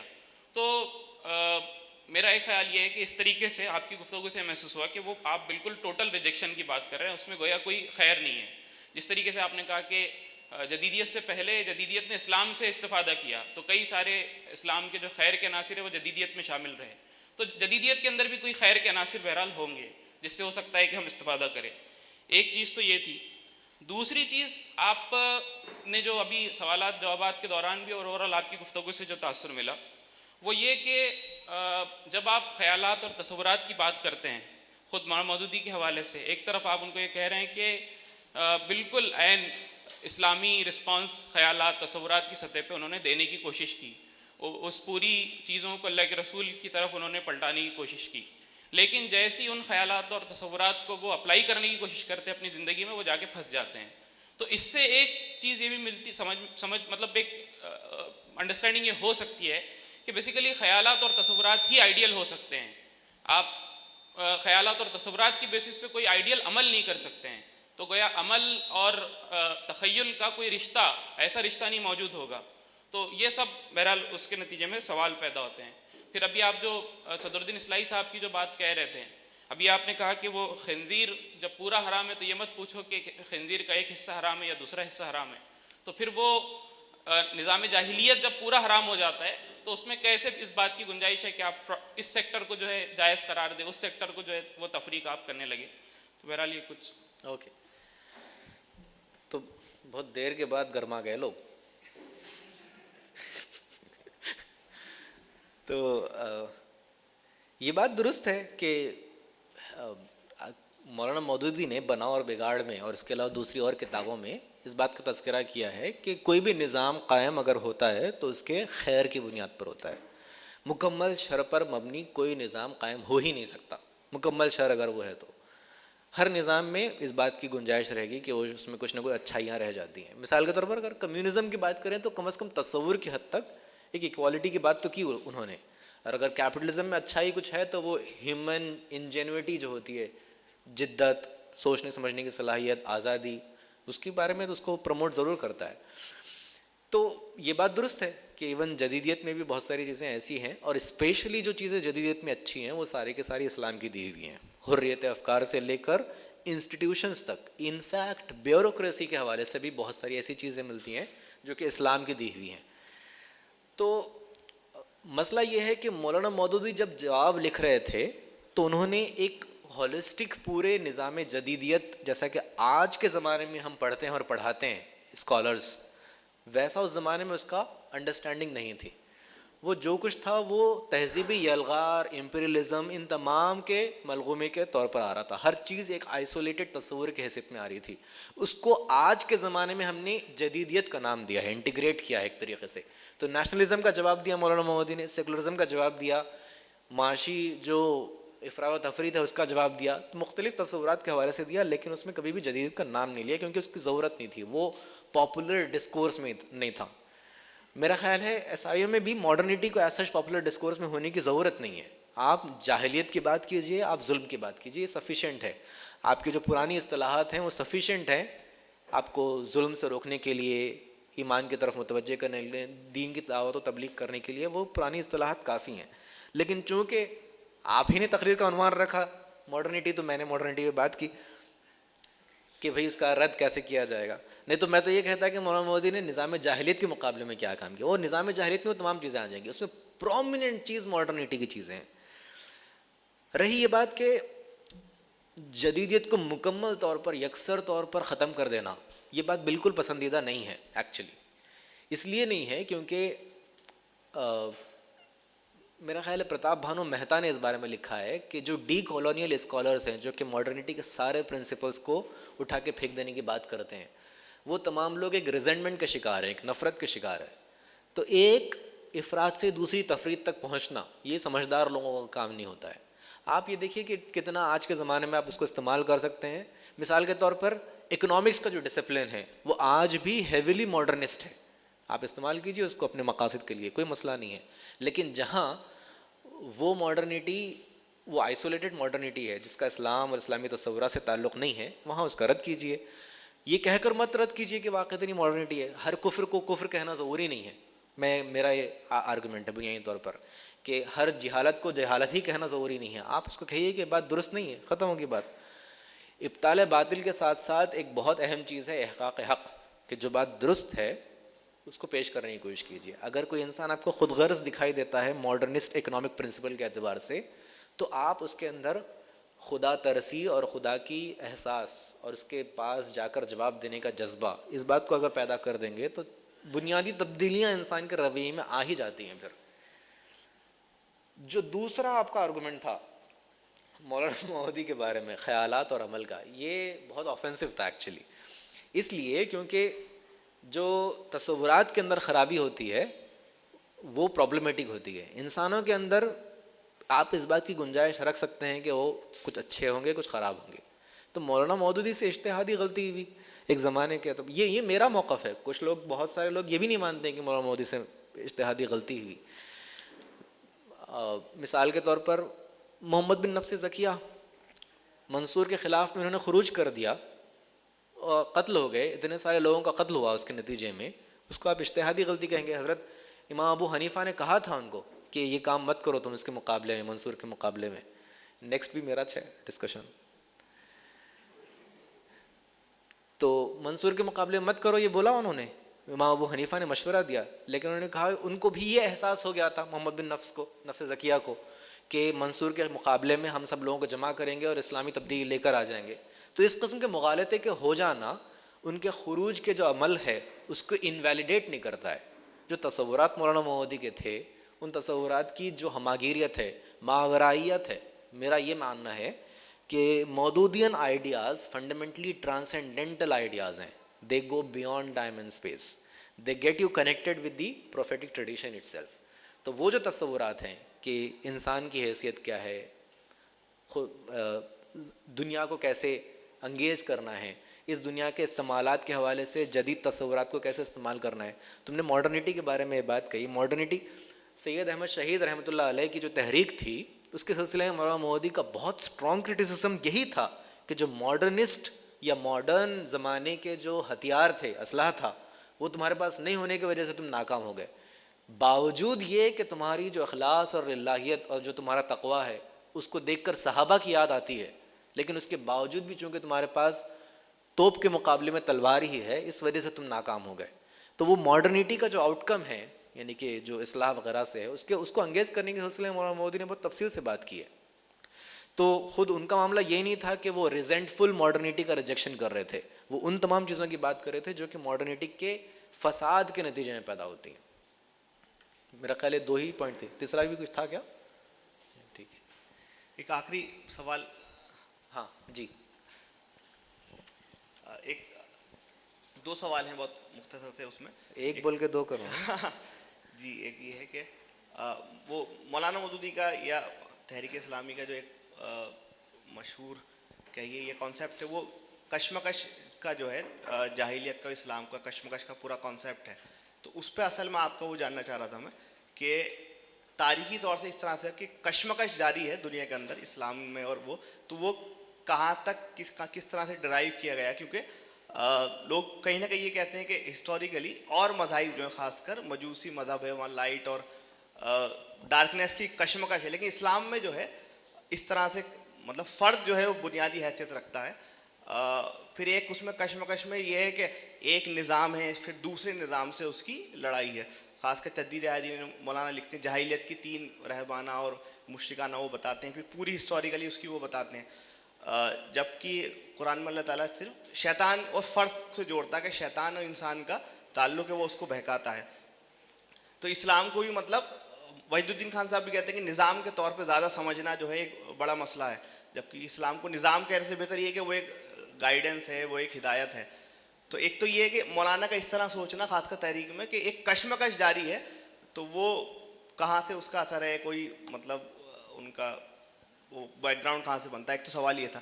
دوسرا یہ تھا ماڈرنٹی کے تعلق سے مولانا نے جیسے تاریخ کو کہیں نہ کہیں تاریخ پہ ماڈرنٹی کو امپوز کیا ایسا لگتا ہے، مثال کے طور پہ تجدید دین مولانا غزالی کے تعلق سے یہ کہتے ہیں کہ امام غزالی جو ہیں وہ ایک زمانے میں آخر میں مطلب ابن خلدون کا حوالہ دیتے ہوئے یہ کہتے ہیں کہ وہ ایک اسٹیٹ کہیں نہ کہیں بنانا چاہ رہے تھے، ابن خلدون نے اشارتاً یہ بات کہی ہے کہ غزالی بھی کوئی نہ کوئی اسٹیٹ بنانا چاہ رہے تھے، یا غزالی نے جو ہے اپنے زمانے کے نظام میں تعلیم پہ تنقید کی، ابن تیمیہ کے تعلق سے کہا کہ ان کے زمانے میں جو ہے پرائیویٹ لا الگ ہو گئے تھے، حکومت کے لا الگ ہو گئے تھے، خود جاہلیت کو انہوں نے ماڈرن کانٹیکس میں کہ بھائی شرکیہ رہبانیہ اور خالص جاہلیت کو کہیں نہ کہیں خالص جاہلیت کو انگریزوں سے جوڑا ہے، شرکیہ جاہلیت کو ہندو قوم سے جوڑا ہے، اور رہبانیت جاہلیت کو جو ہے علماء سے جوڑا ہے۔ تو کہیں نہ کہیں ایسا ہے کہ ریڈنگ جو ہے ہسٹری کی وہ ماڈرن لینس سے کی گئی ہے، وہ اب اس پہ پوچھنا تھا۔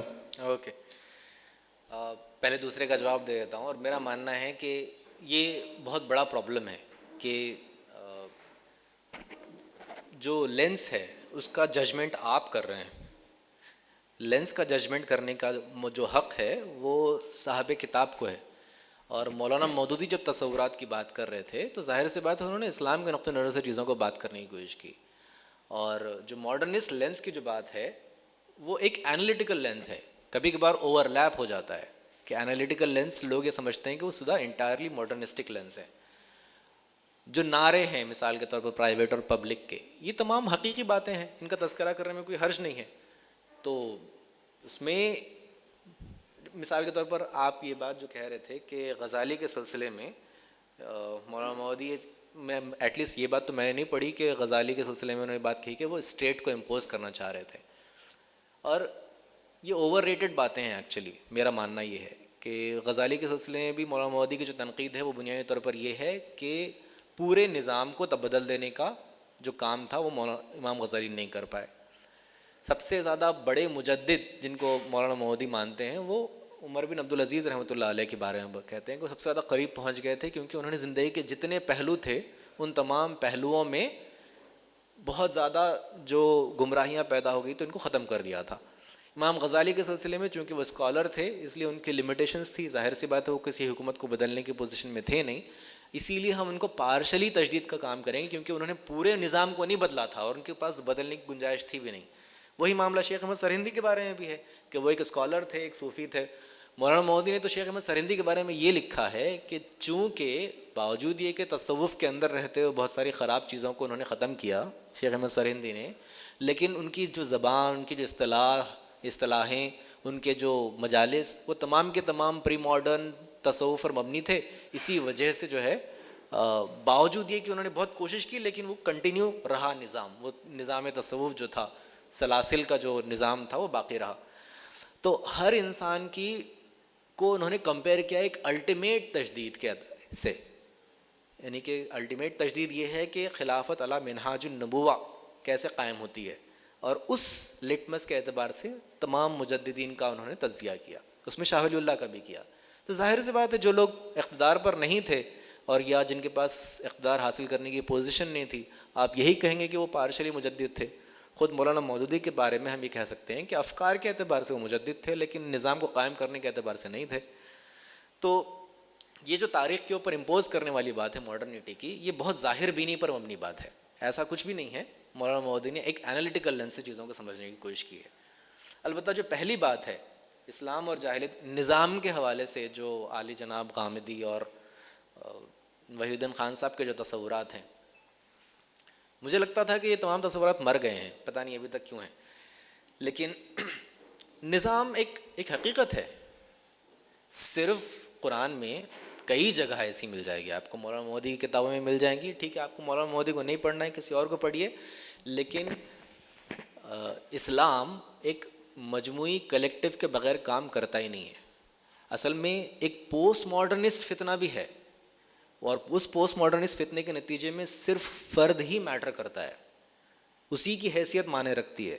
تو جو لوگ نظام کے حوالے سے ماڈرنٹی کے شائبے کا الزام لگاتے ہیں, وہ فرد کے حوالے سے ان پہ پوسٹ ماڈرنٹی کے شائبے کا الزام لگنا چاہیے, اور وہ زیادہ پرابلمٹک ہے. کیونکہ اگر فرد ہی سب کچھ ہے اور صرف فرد ہی کو مینٹین کیا گیا ہے, تو اجتماعیت کے حوالے سے قرآن میں اتنی ساری جو آیتیں ہیں وہ ساری کی ساری ارریلیونٹ ہو جائے گی. انسان کو صرف اس کے حالات, اس کے صرف معاملات, اس کی حد تک جواب دہ قرار دیا جائے گا.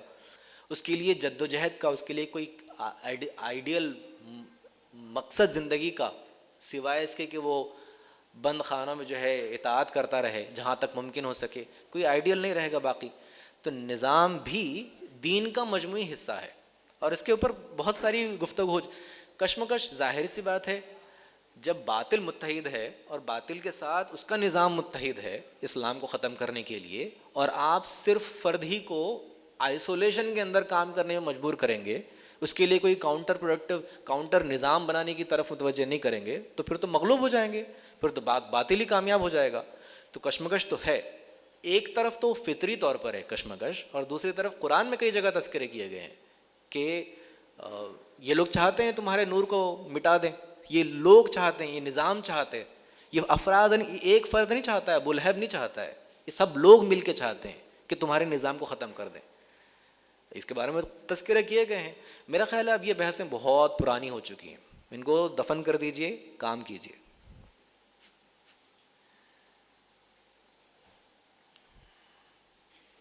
جی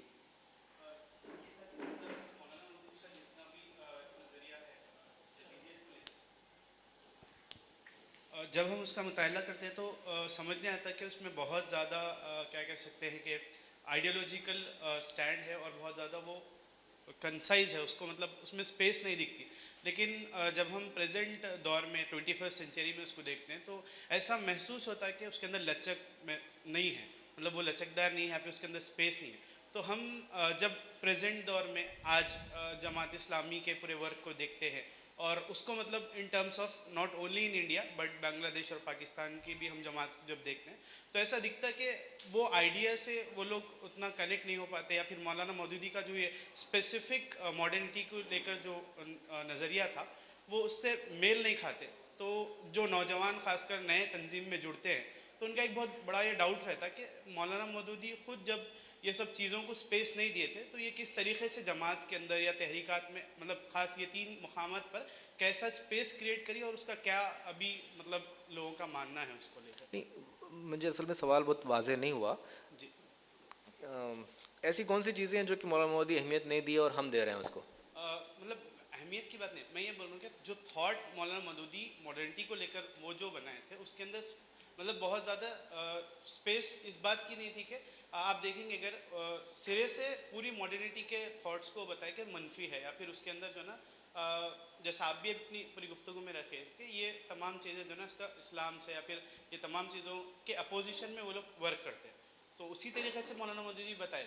تو اس میں آج ہم دیکھیں گے تو ایون جماعت کا انوالومنٹ سیکولر چیزوں کو لے کر یہ اوکے تمام ایسپیکٹ سے میں پوچھ اچھا اچھا. تو لچک ان معنوں میں کہ جماعت نے کیا اوکے اوکے, تو میں تو انحراف کہتا ہوں اس کو جماعت اسلامی کا مودودین تھاٹ سے.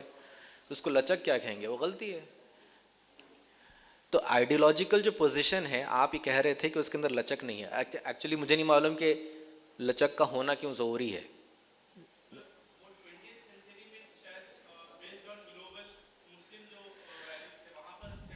مسلم ویلیوز چینج ہو جاتی ہیں صدی کے ساتھ ساتھ.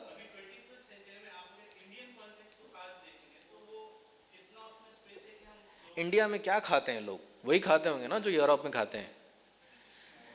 دیکھیے میں کہہ رہا ہوں کہ یہ بنیادی جو فرق ہے, ماڈرنٹی یہی کرتی ہے کہ ہر چیز کو اپنی ہی کانٹیکس میں دیکھو, یہ اصرار کرتی ہے بار بار, لیکن جو کامنالٹیز ہوتی ہیں ہیومن بیہیویئر کی اس کو وہ نظر انداز کر دیتی ہے. تو جو انسیکیورٹیز اور جو سیکیورٹیز یورپ کے لوگوں کے پاس ہیں وہی انڈیا کے لوگوں کے پاس بھی ہیں.